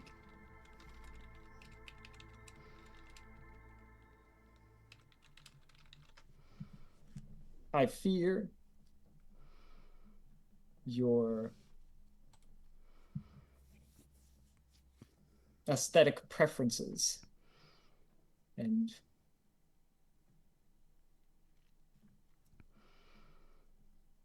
relaxed patterns of behavior might be affecting our dialogue here.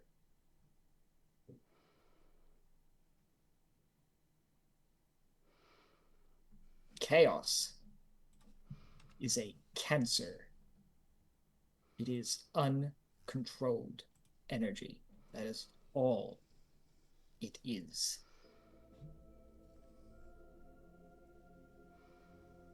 It is our job, it is our duty, it is our purpose to control the energy and matter that we have been entrusted with. That is what this city is. That is the tradition of the civilization builders of old. That is the tradition of the mages who made this city great. And that is the tradition of the technologists who have given us this glorious empire.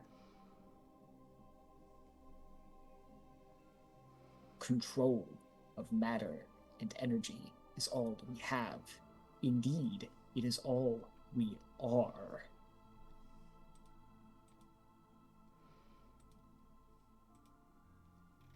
If the accuser offers us a method of better controlling, channeling, and utilizing the energy stored in the physical brains of our citizens, we would be fools to turn that down.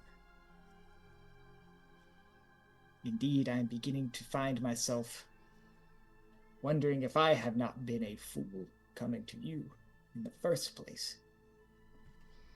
It was my impression that you, of all people, were a master, nay, a god of control, of grasping the gasping fish on the docks that spasms for air, the mind, wresting it into submission and order.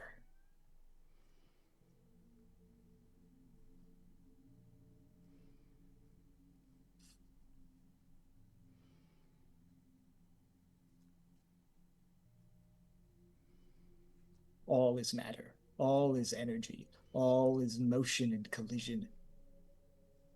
There is naught else.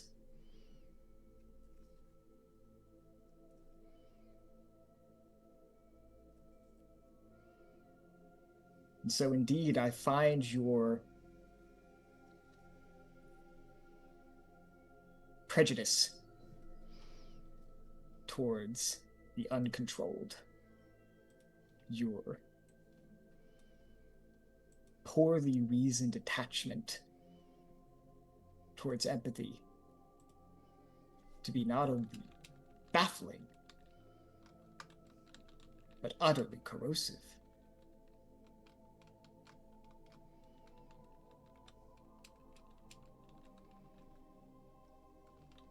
Not going to give you the skill for Challenge sensing number. danger, and I'm not going to give you the that's totally fair. challenge number. How much effort are you willing to spend? I'm willing to spend 3 levels of effort for this. You're willing to spend 3 levels of effort. I'm going all in for this. I do not care. All right, let's see it. Alrighty. Let me make sure I subtract the correct amount from my pools.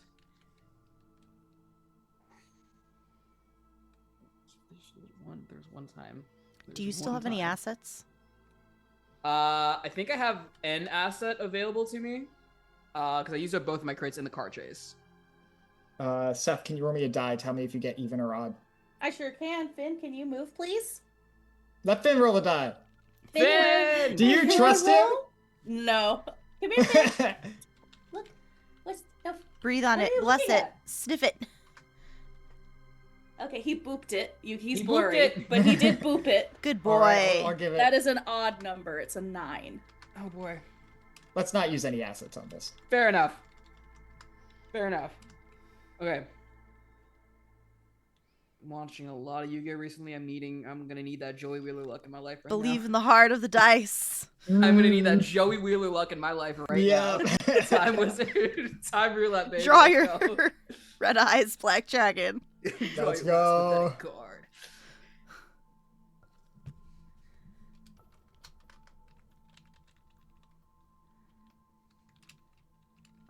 Ah! Oh God. Where's my shot? What? What do we got? Natural 20. All right.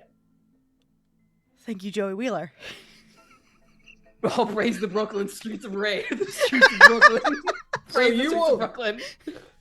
You will learn the piece of information that has so far blocked your communication with chat. Is there any additional major effect you would like to have? Sorry, I'm still. Give me a moment. The way I held my breath, the way I was holding my damn breath. That was your target number was 15 for those of us. Oh, After effort? After Oh my 3 God, level wait. of effort, that was a challenge 8. oh my God. Damn. I was like, wait a minute. Bro, I was ready to make you pay for it. Listen, oh my God, thank God I gave it. Okay, yeah. So I learned the appropriate information, the accurate information. I would say, I'd like to be able to use that to essentially at least, if not completely convince, help at least gain an asset towards convincing Nebuchadnezzar of why essentially the accuser's line of reasoning is flawed and the wrong path we should be taking. All right, sure. I'll give you 2 pieces of information then, and you will have an asset on the final roll needed to, at the end of your 3rd round of dialogue, needed to make a case and attempt to convince him. Gotcha.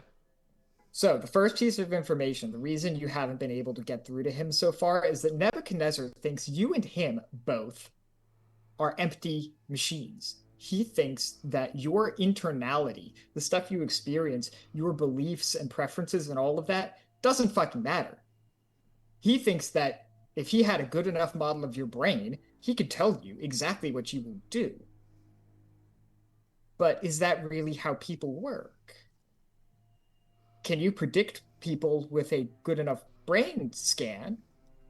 Or can you predict people by talking to them and seeing what they believe? Nebuchadnezzar thinks he could predict you or anyone if he got a close enough look at your head. An additional piece of information, then, that you might be able to utilize in this is that what the accuser is doing, one of the things he is doing, is trying to whole cloth on a mass level influence what people believe, influence the thing that arguably makes people do what they do, and in no uncertain terms, to influence them towards violence, to influence them towards finding an other and doing violence to them in order to unify those who do the violence.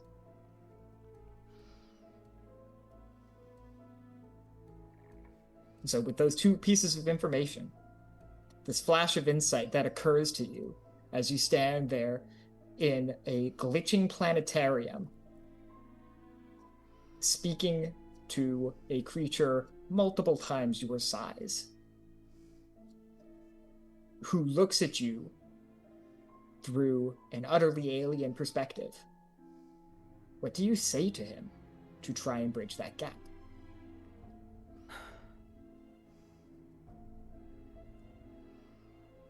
I think I take a good long, at least from what I from what I can, I take a good long look into Nebuchadnezzar's eyes. These human-like, yes, but almost cold, machine-like orbs of blue. I don't know what color Chad's eyes are. I'm assuming here. These cold orbs that Chad uses to see. And as I sort of look at him, that's probably when I'd quote unquote have that flash of insight that you had described.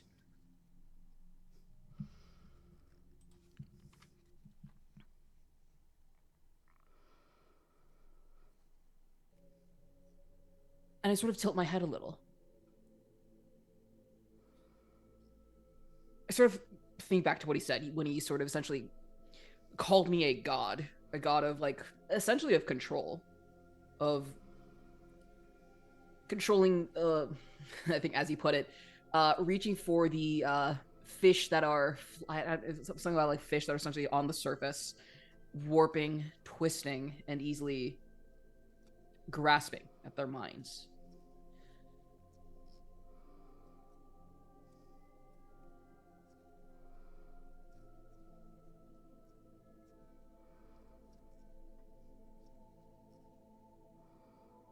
But Eris herself knows that that's not exactly how it's gone down for her. Sure, Eris may charm, beguile, twist the minds of those around her, but it hasn't really been done with much magic, really. Honestly, it hasn't really been done with that of in a godly manner, this grand, in this sort of grand, I guess this sort of grandeur that I guess Chad is probably imagining. No, she did this by being a cog, a person. But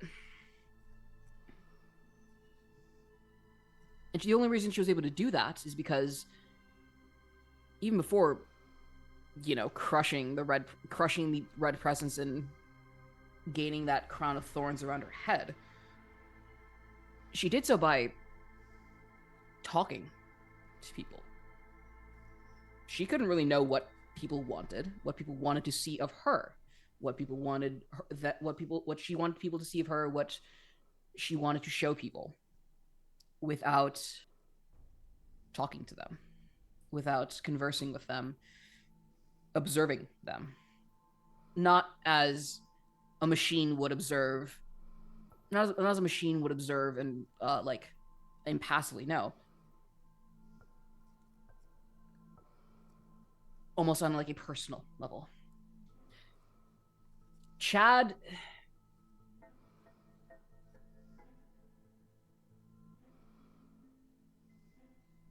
seems to think that by observing people impassively the way he does, with his grand calculations, this macroscopic view of the world, and this of the city even, he seems to think that he can predict everything.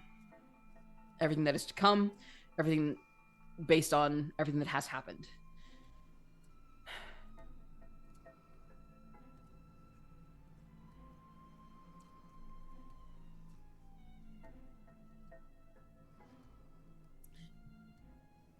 My dear Chad, if you would.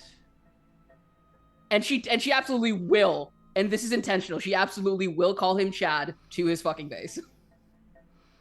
My dear Chad, indulge me a little, will you? You seem to be so confident that you're so confidently possessed that all is matter, all is motion, all is order. And that order can be predicted. Obviously, as you so have tried to do. Surely someone like yourself should be able to predict what form I take next. A simple game, really.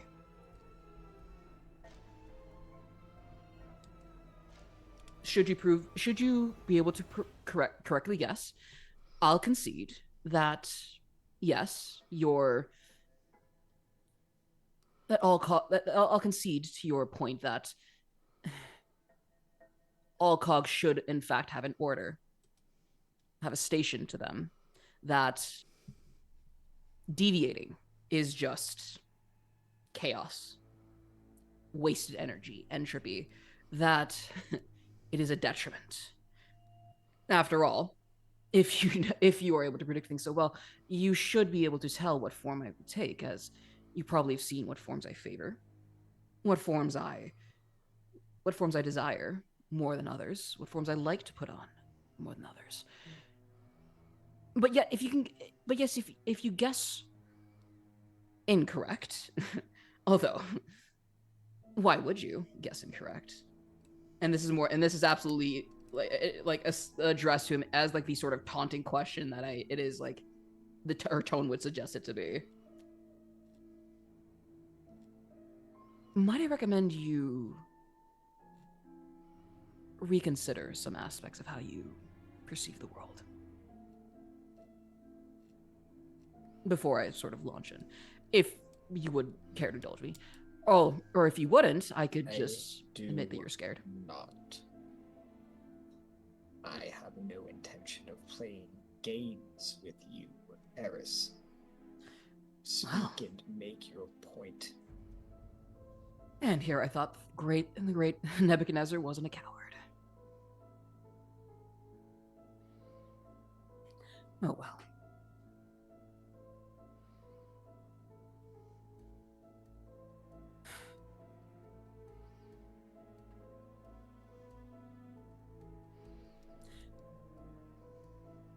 You say the accuser will bring order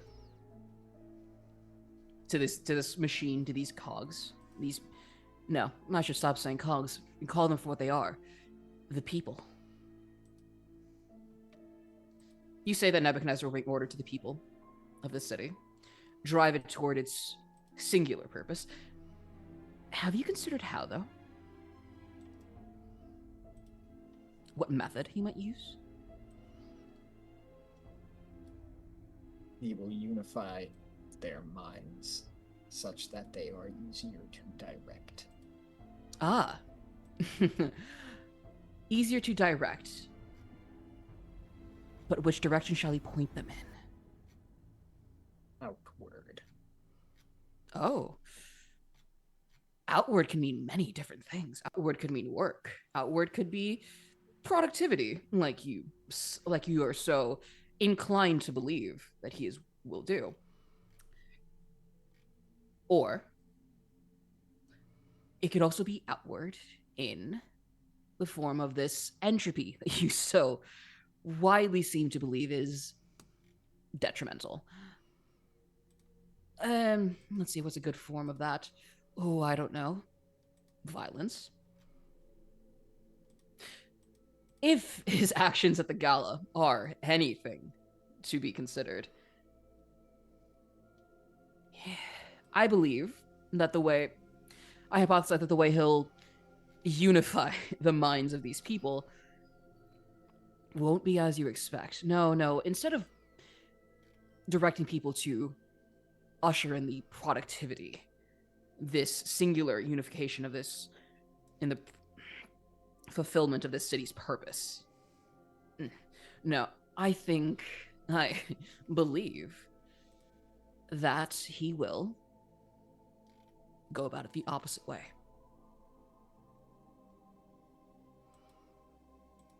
He'll convince the people of this city to look upon each other. Look upon people who were friends, family, lovers.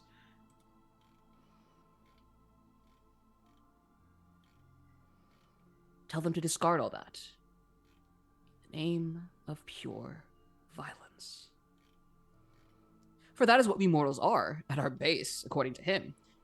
Violent, ugly beings who know only of destruction. Is that really the kind of unity you want in your city? A pure, unified force of destruction. Unified, yes, but unified in tearing itself apart. I'd imagine that would run counter to your grand purpose. Well, to the city's grand purpose. The one that you yourself have said you have been elected to make sure it maintains. I don't imagine much capital will be able to flow through the veins of the city if its workers are busy tearing itself apart till nothing is left but those in power, those such as the one overseeing everything. And she would gesture toward Nebuchadnezzar.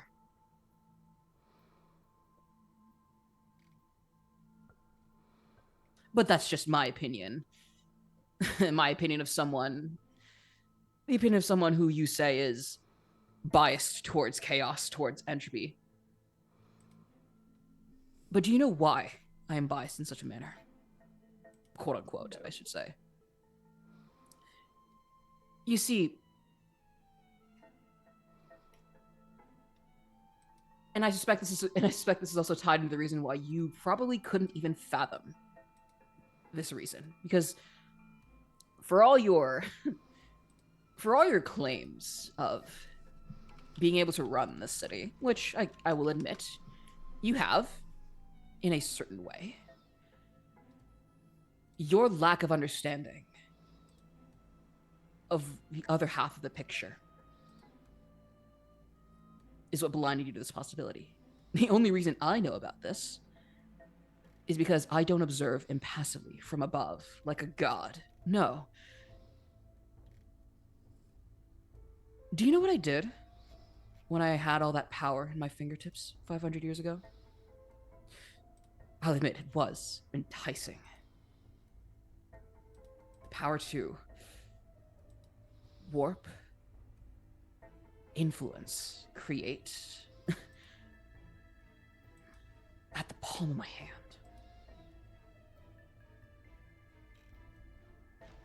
But I realized something.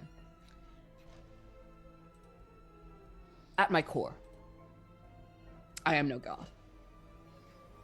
I am no lofty figure of legend, Eris, the ever formless. No.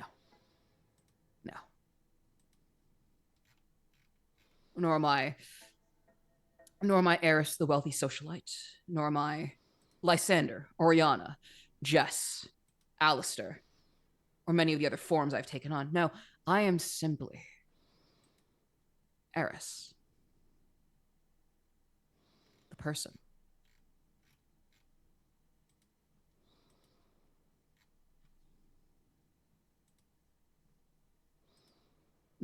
Eris, the person who knows of the chaos of humankind firsthand. Because I know this. Because I know this chaos. Because I know of the people's chaos.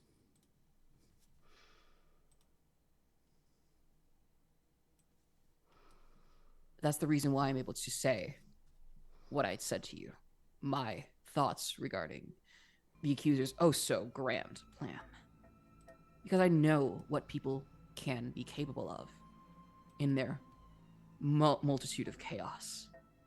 Yes, can be used for great violence, great destruction, great upheaval. But that chaos can also be channeled towards great order, great strides, great innovation, great progress.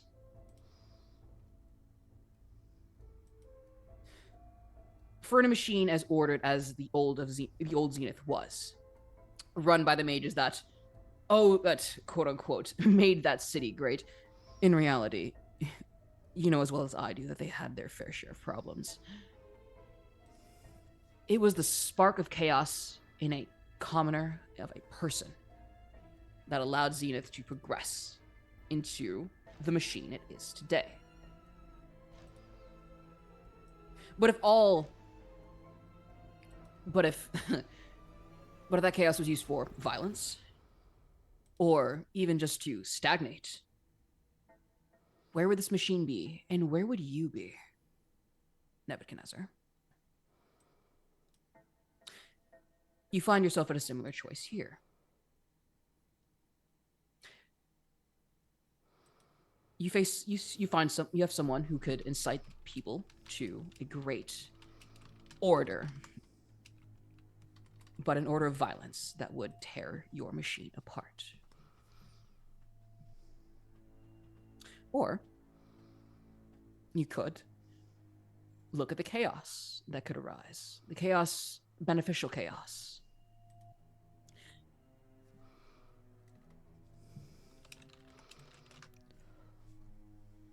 And see what strides could be made from there. The choice is yours. I hope, Abhishek, you can forgive me.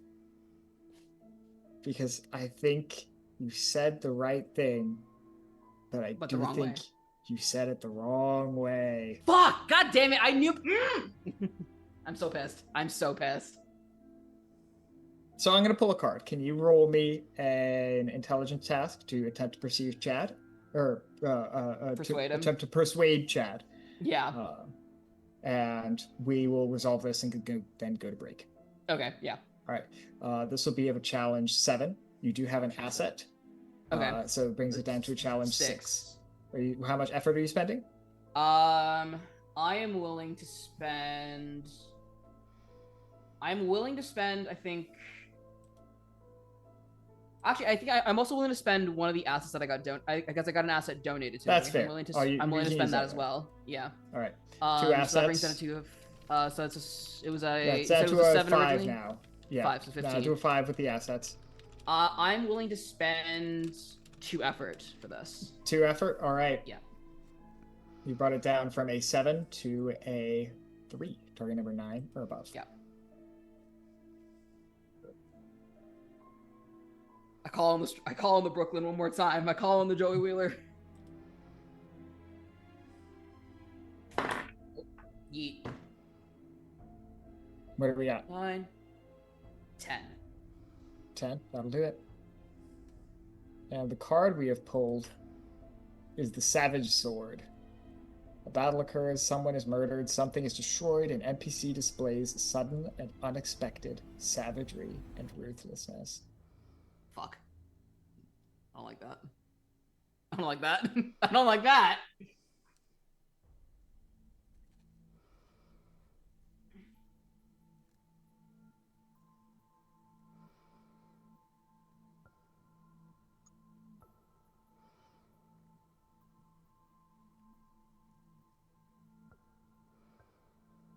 Eris, how would you like an experience point? Sure. Sick. Who would you like to give your second experience point to? Let me look. Let me see who's in totals right now. I'll give mine to Vesper. Vesper, you may take an experience point. Before we go to break, Chad makes his declaration.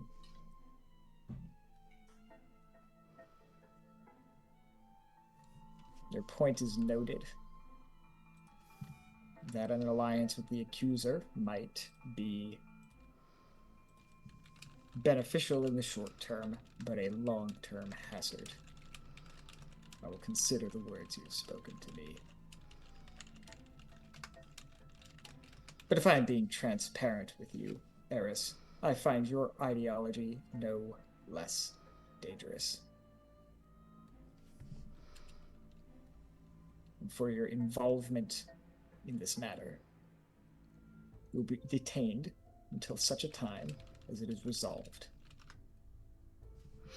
Thus is my sentence. Leave me. The doors to the planetarium swing wide open. Light bursts into the space. You blink slowly. And as you do, you see figures cast in shadow, illuminated from behind, approaching you with glaives, rifles, and manacles.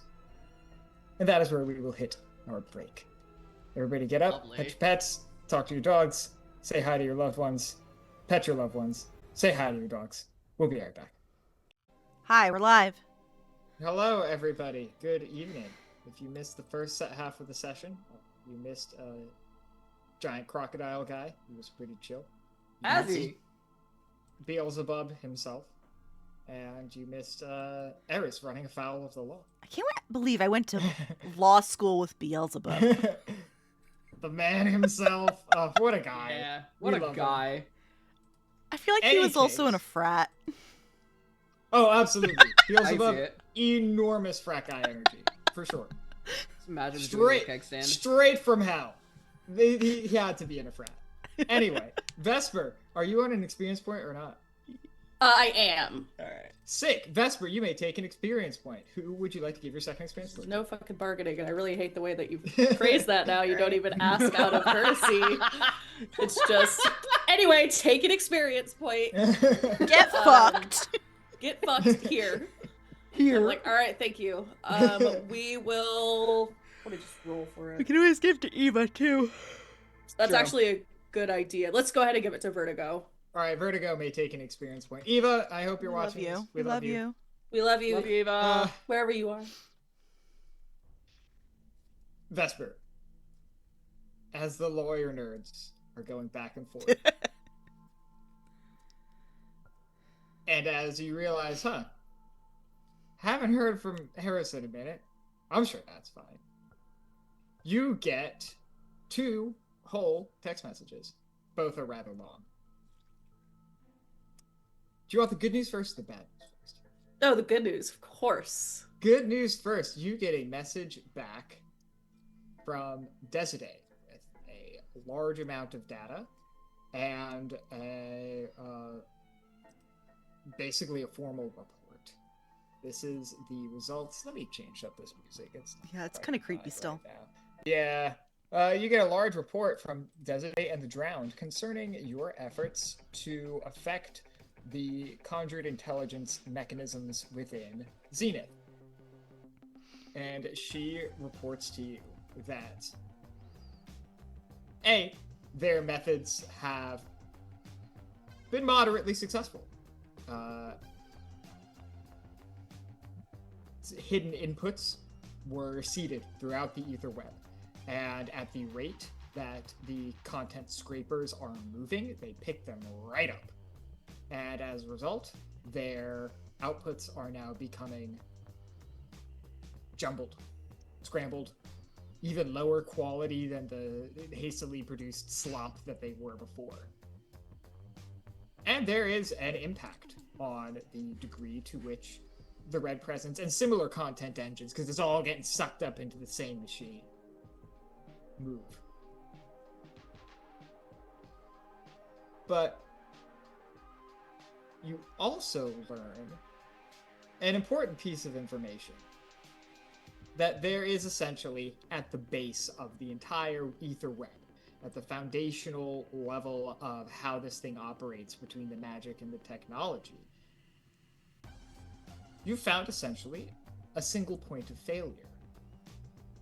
And with the assistance of a skilled conjurer or a daring enough hacker, you could potentially bring the whole thing down. It's not clear for how long. Maybe hours, maybe days, maybe even a week. During this down, as the one who caused it, you could even, in theory, occupy that space with something of your own. That is the information you receive from Desiree. You also get a text message shortly after from Vertigo. It says, Bolo, frowny face.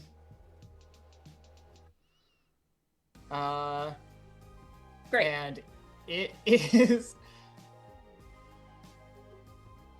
a list of queries, bank transactions, private text messages, emails, a bunch of stuff, all coming from the official government of Geb, the Kingdom of Undead to the north. For one reason or another, the Lich Queen M is looking for you. And I will say specifically, she wants to kill you and resurrect you as some kind of undead something. Jesus Christ, Alex. It's just payback's a bitch. That's all it is. Damn. Damn. This is how she wants to say thank you. Yeah. Amazing. Amazing sentence to type in my notes. Truly. How do you respond to Vertigo's text message?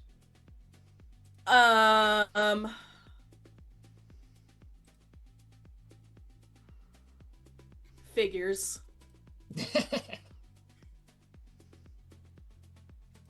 Yeah. Because first thing that popped into my head, I imagine would be the first thing that popped into Vesper's head, of just like, okay, it's on. Yeah. Delightful. Come at me then. Bet. I wish this was an emoji. Actually. Right. That hand. If that were an emoji, then Hit that him would with be the what was knife said. hand. Yeah, hit him with the. But as Amazing. it is literally just figures. Like, of fucking course, this would happen right now, right? What's new? On top of Oh, yeah. everything else, like we have Tiamat descending upon us, and also like big giant scary nations in the north. Because maybe because of something whatever, it's not my fault. It's not my fault. No. I'll give this one to you. Oh, okay. She specifically mentions that she wants the thing inside of you. Oh, fuck. No. Oh God.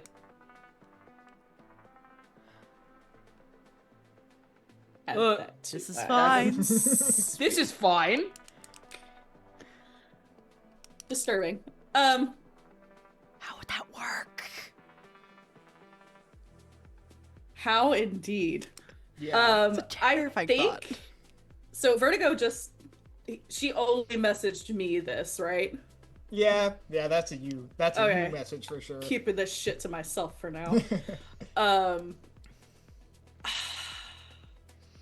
think sitting in my little corner while the using your words, nerds, talk about whatever things that I can't understand. I think he actually would do some moogling to see, like, have there been any big moves by Geb to, like, try and...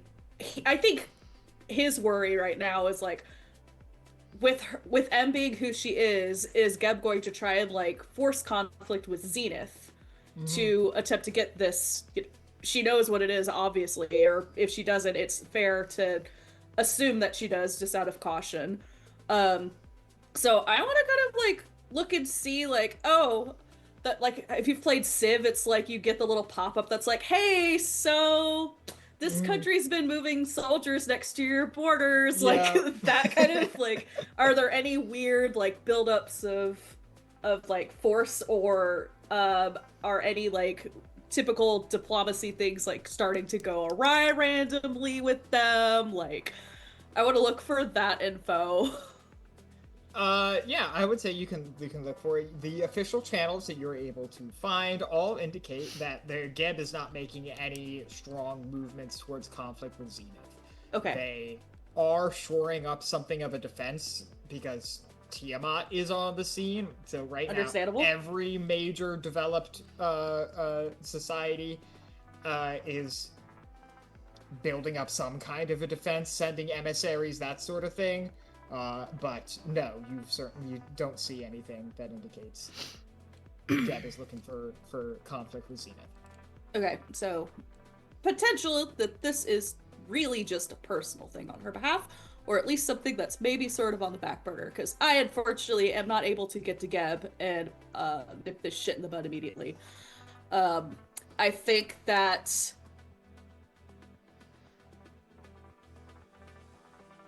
let me noodle on this. Sure. If As you you want to noodle- go to Erastus, or Yeah. let me Yes, think a little bit. I will say, M is still in the city. Okay, cool. I did not know that information. Thank you. Yes. Erastus, how goes it with the nerds? So partway through, like, they're figuring out all their information, I have stopped assisting and let them continue to do their thing. And I've actually, gone off to the side, and I've texted Zara, actually, with a request. All right, what do you got? I text her, could you send me all of the login information for Articana's social media accounts?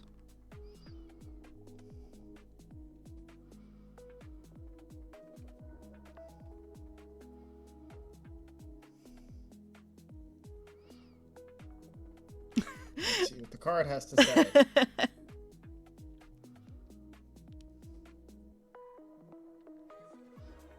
This is a good one. The Whispering Lover. Oh my god. Love, romance, partnership, loved ones, What the fuck? relationships. Sooth deck? What? How does it know? An NPC, always- due to their relationship with the PC, offers great help to the PC. Sure, she sends it right over. And then, Yeah. thank you. I'm also gonna need your assistance as manager. I do plan on releasing the Code Talker EP. And you of all people know that any good release needs promotion. A shadow drop will not work here. So the next stop is hype.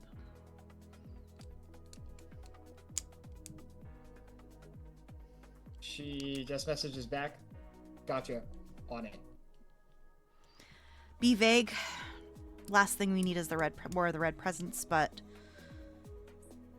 I'm sure they'll be curious once the accounts are going. She texts back. They'll be on it as soon as we start to post. I have a feeling they knew what this was. Keep your copy safe. Will But what Ambrose is trying to do, if there isn't hype, it won't work. do. I understand. So I'd like to start making posts hinting at an upcoming album release. All right, sick. Go ahead and make a. This will be an intellect task to see if you can successfully generate hype through the social media platform. I'll call this a challenge 5, but I'll give you 2 assets from just the nature of what this account is. Yeah. So 2 assets. Any type of, what kind of skills would you say might apply? Anything to do with persuasion or influence? Okay, Nothing so that has to do with seeing a person or insight. cool. I have 2 assets. I am specialized in persuasion. I am hindered by 1 because of my brain surgery. Oh yeah, that was earlier in the. Wow, you've had a busy day. I know, right? But I am gonna spend 2 levels of effort to automatically succeed. All right, you automatically succeed. You begin to seed out some information. And like, I will continue replying to posts. Like, All right. I'm not just like dropping something and leaving. I am. What identity are you posing as? I don't say anything specific. I'm gonna let people's brains fill in the blank for them. Which, since it's Articana's account, 1 and 1 equals 2. How would you like 4 experience points as you take another step on the path? Yeah! Let's fucking go! As you begin to post, it is a strange feeling to be going back through all of these old memories. Fucking hurts, man. To be posting in the name of someone you once held dear. And not revealing yourself. This is a large account, and so as soon as you begin to post, people begin to comment and share and like, etc., etc., etc. And by your own admission, you are engaging. And in your refusal to say who you are, perhaps even your tacit acceptance, tacit becoming of what they think you are. Something very strange rises up in you. An odd energy that you can't even begin to quantify.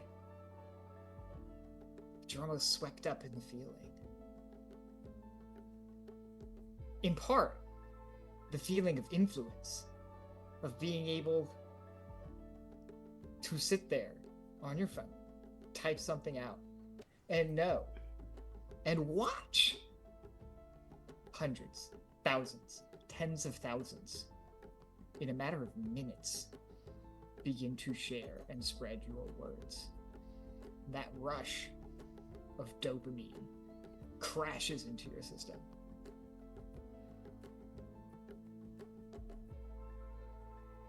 But underneath that, there's something else. Like a funnel, or like a copper wire connecting you to something down there, way far down. You feel something. Awake. Alert. An energy builds just behind your forehead. Your peripheral vision sharpens in your view. Something in your heart feels like it breaks open. Sorrow and love pour out in equal measure.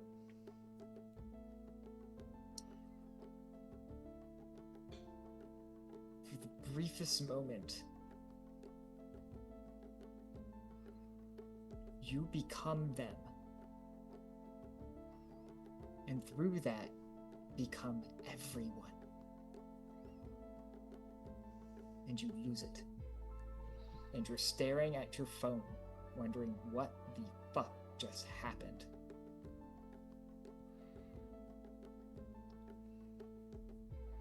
What do you do? I think there's a. Do I keep? There's a. I freeze for a second, just like, do I keep going, or just like too confused and shocked of what the fuck is this? But I think at that point there is just a very, very, very long pause, especially with that well and surge of emotion. And while the other 2 lawyer nerds are, yapping away, and Vesper is chilling with his dog, going through data on their phone. There's just me staring at my phone, like couple silent tears before I continue a bit more to hype up this album. Excellent.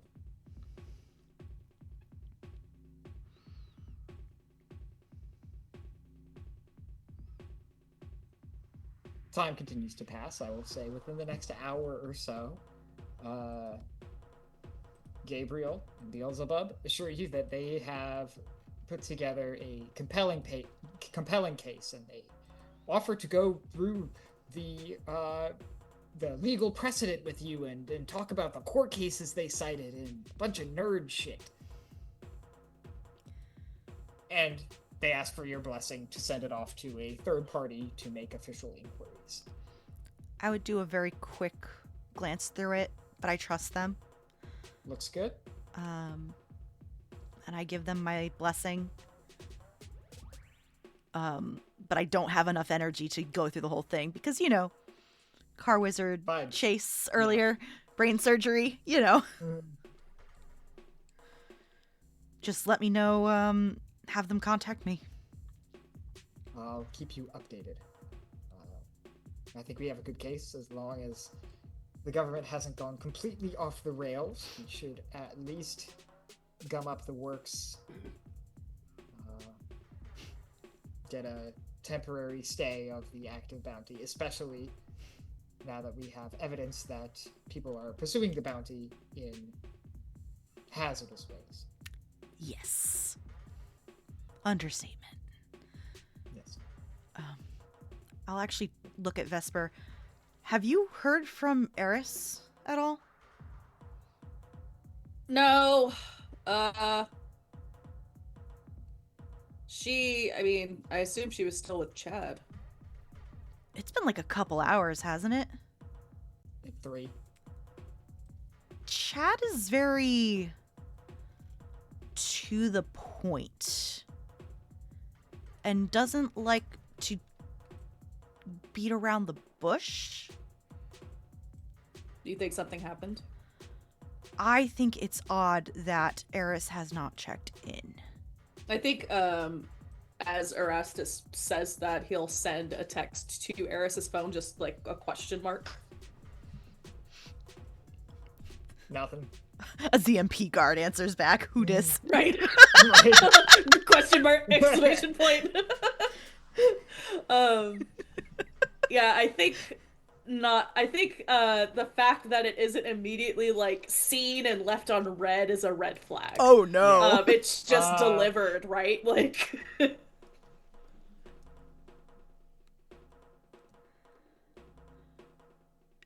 she's hasn't even opened it, which is not how she normally interacts with me, at least. Can I text some of the people that are sympathetic ears to my cause that work Sure. at the preside? Absolutely. Hey, has anything happened at the preside recently that might not have gone out to public channels? Yeah, you get a message back that the High Executor had a guest who was determined to be an enemy of the state and is being detained until further notice. Thank you. And I will just show that message to Vesper. Maybe the timing is too coincidental. I think you literally watch him read the screen, and as his eyes pass over the word detained, you hear him stifle a laugh. Okay. You look I would love peachy, to please. mount a rescue mission, but I don't know how we're gonna fucking do it. I figured that was probably your Chad? rescue mission, meaning, not forcing our way in. to be clear. I don't think there's a way I could do that. I'm still wanted. The papers haven't gone through yet. I wanted to.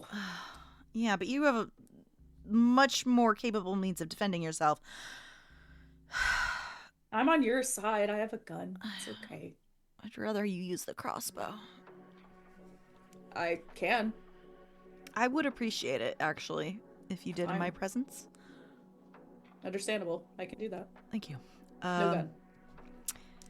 Alex, where would they be keeping Eris?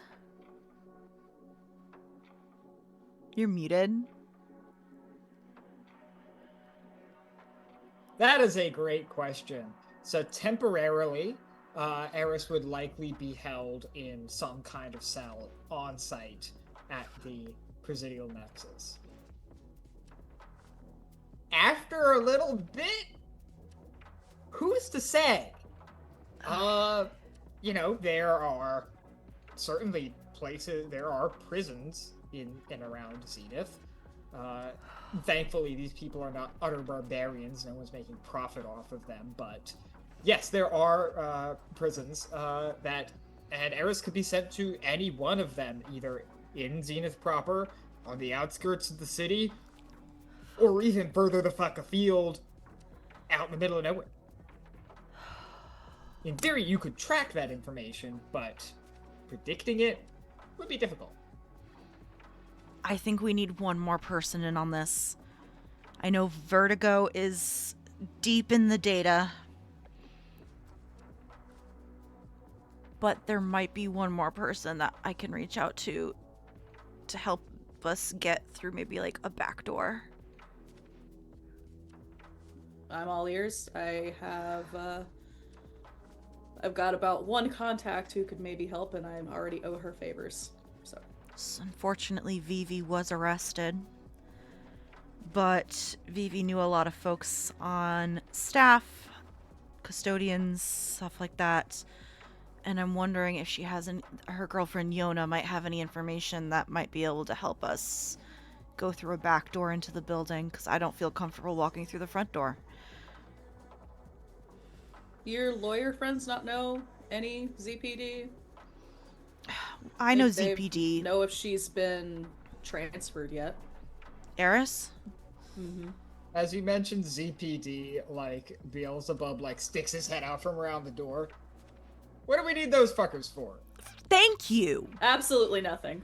The only good ZPD. Damn right. The only good ZPD I know are those who have not been brainwashed by the system yet and have no power.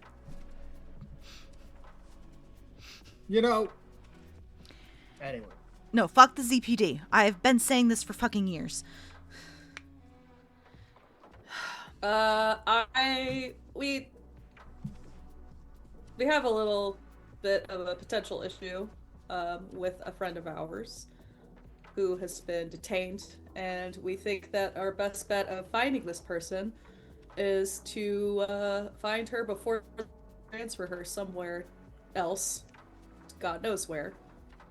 I was thinking best place to start is to, if anyone knows ZPD, maybe they know something, but I'm so fucking out of my depth. I operate outside the law. This is you guys' field.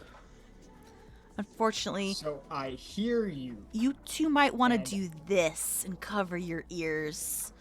No, before I do, I want to say I hear you, and I'm sure this person is very important and completely deserving of your heroic rescue. But I will remind you, this will absolutely cook any chance we have of getting your bounties cleared. I know. If you are caught. So, Alex, do I know roughly how long weigh it your would options. do I roughly know how long it would be before they would do a transfer?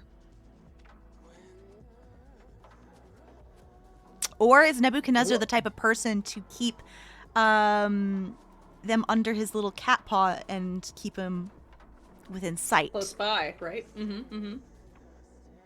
Yeah, it is so difficult to say, because on one hand, you assume that Chad, of all people, knows who and what Eris is, and therefore that's a resource. Exactly. On the flip side, that's an incredible danger, and he might want to just get her out and away as fast as possible. So it could be anything from like a midnight helicopter ride out to the middle of nowhere to, oh yeah, just put her in the basement and we'll check up on her in a week. I look back at the Gabriel and Bub. How long do you think it will be before that gets submitted to the preside? Based off of after you send it off to the other firm. We could get it submitted by 8 a.m. tomorrow morning. It's not likely to do us any good before that, and it would be nice to have some Extra proofreading, extra brains, extra eyes. exactly additional review.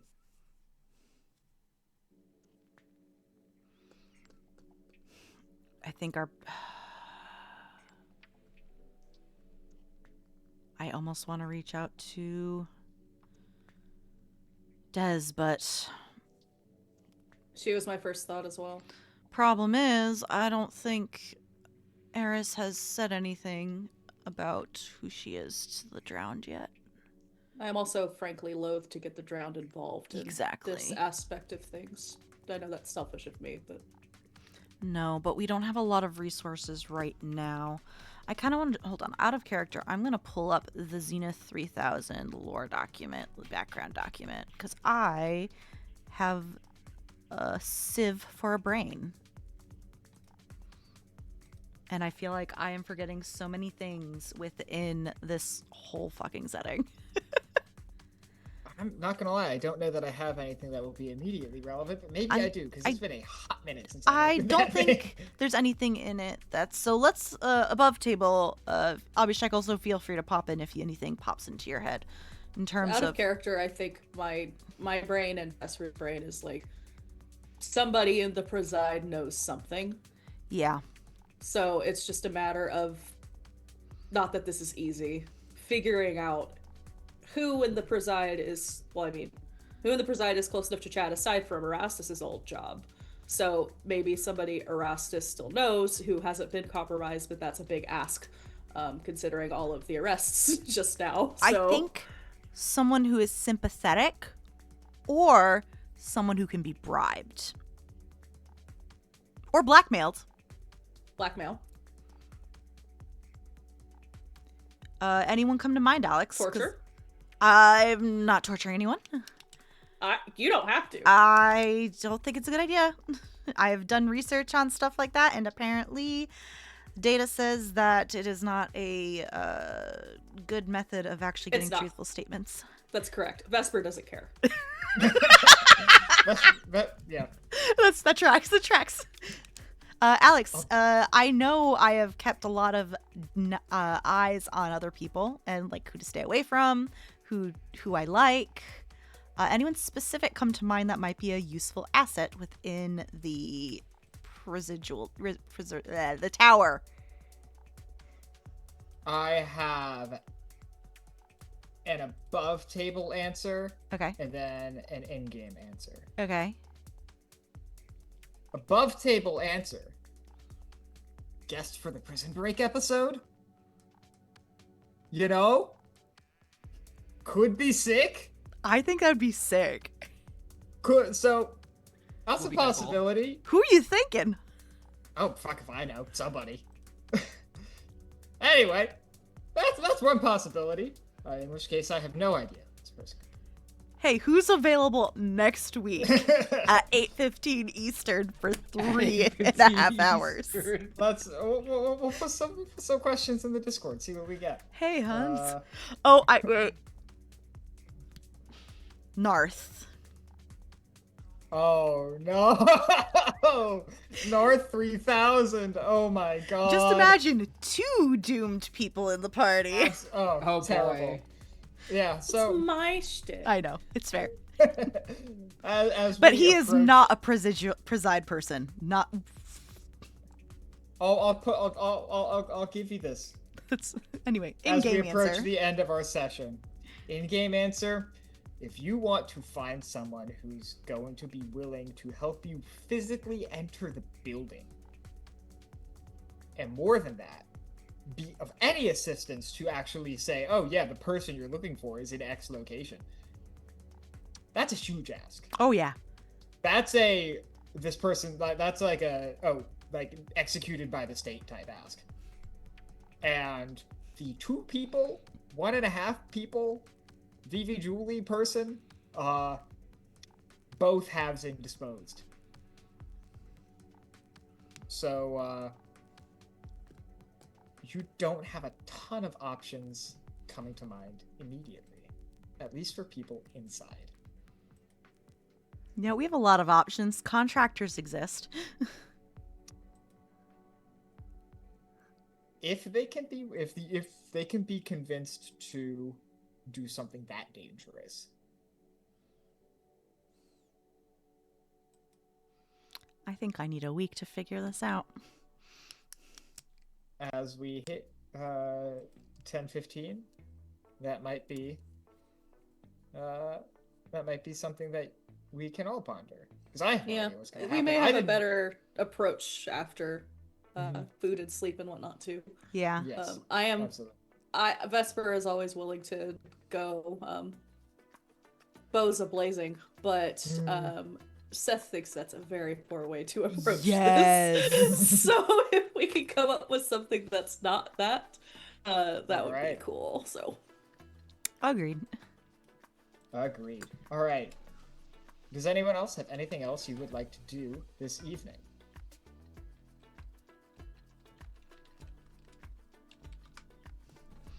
I want to know what Eris is doing in jail. Eris, what are you doing as you are placed in like a small cell? It's got multiple rooms, so like that's nice, but like it's quite bland in here. There's a big, thick, like transparent, like some kind of durable plastic type door. I'm assuming they gave her a jumpsuit. Oh, for sure. It's the worst thing you've worn in centuries. Yeah, she's definitely verbally complaining about the jumpsuit. How like y'all really couldn't have just like gotten more fashionable jumpsuits, like at least the color, something. What's your least favorite color? Like, oh my god, I'd probably say like it's like oh, how would it? Do the jumpsuits turn the color you hate most? No, it just happens to be whatever color Eris hates most. Hates the most. Probably like a really like garishly like highlighter, like not even like highlighter. It's like a garish, obnoxious, slightly vomit colored like yellow, like a chartreuse. Yeah. They put it on you because it's high vis. Oh god, I hate that. Yeah. Oh, it's such a at least something terrible with color. a more flattering color. Oh god. All right. That's all Eris is doing, is complaining. Well, I think aside from that, she's trying to essentially like. There's some thinking happening. There's probably some scheming. She does find again. The irony of her being locked up after 500 plus years is not lost on her. It is so funny. It is definitely not lost that like for probably the first time in ever, she has finally been arrested and locked up. For some BS at that. For some bullshit. Like you didn't even get caught stealing And anything. it's specifically Eris, not anything else. Like not any. Yeah, that's not the any funny part. disguises. No, Eris. Yeah, I will also say that whatever magical fuckery pulled you out of your disguise last time, it's in full force down here. You're all natural, Eris. Oh, you're feeling all the bone aches. Oh yeah, it is. Ugh. It's just like sitting, but essentially like sitting, complaining, pondering, possibly scheming. But yeah.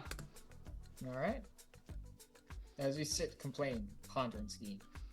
And as Erastus and Vesper probably realize just how tired they are, that is where we will hit our end of tonight's session. Yeah, sick. Thanks for joining us, y'all. We're going to quickly go around, give our goodbyes, mention any other projects that we're working on, and then we'll probably raid somebody or log off. I don't know. I'm already yapping, so hello everybody. My name is Alex. I have been your GM for this evening. I had a wonderful time. I apologize for arresting Eris, but I would do it again and twice on Sundays. Uh, that's all I've got. I can go next. Hi everyone, my name is Abhishek. I use he pronouns. I have been playing the lovely and now recently incarcerated Eris. You can find me on most socials at neon_Raiden or neon Raiden, something like that, usually. I'm a voice actor, TTRPG AP performer, tokusatsu lover. Really looking forward to watching Space Sheriff Gavin now that the new series is out, so that's gonna be pretty fun. I'm not in any other projects at the moment. If you like what you see, if you like me here, please feel free to any one minute project. Do not hesitate to send me your applications. I will happily apply for them. So yeah. Hey, I'll go next. Sorry, I was replying to a very funny message my sister sent me. My name is Seth. I have had the pleasure of playing Vesper.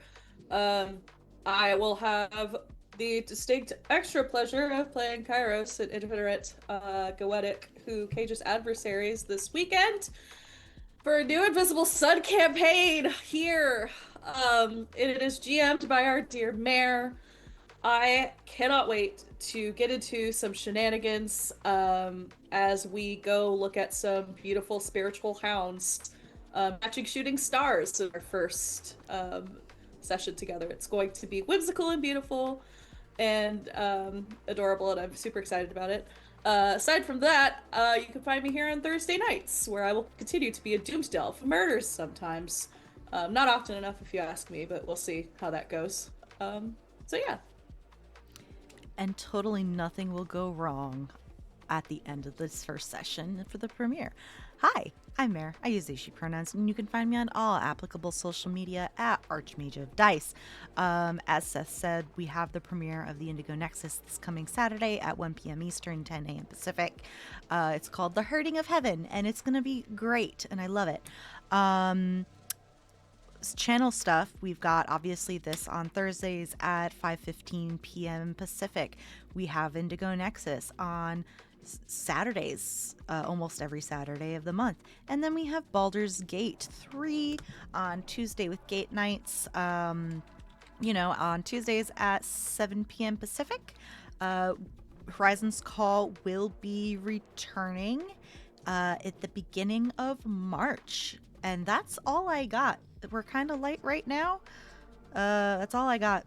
I'm tired. So we're going to go raid Maz. So everyone go give her some love, and we'll see you next week.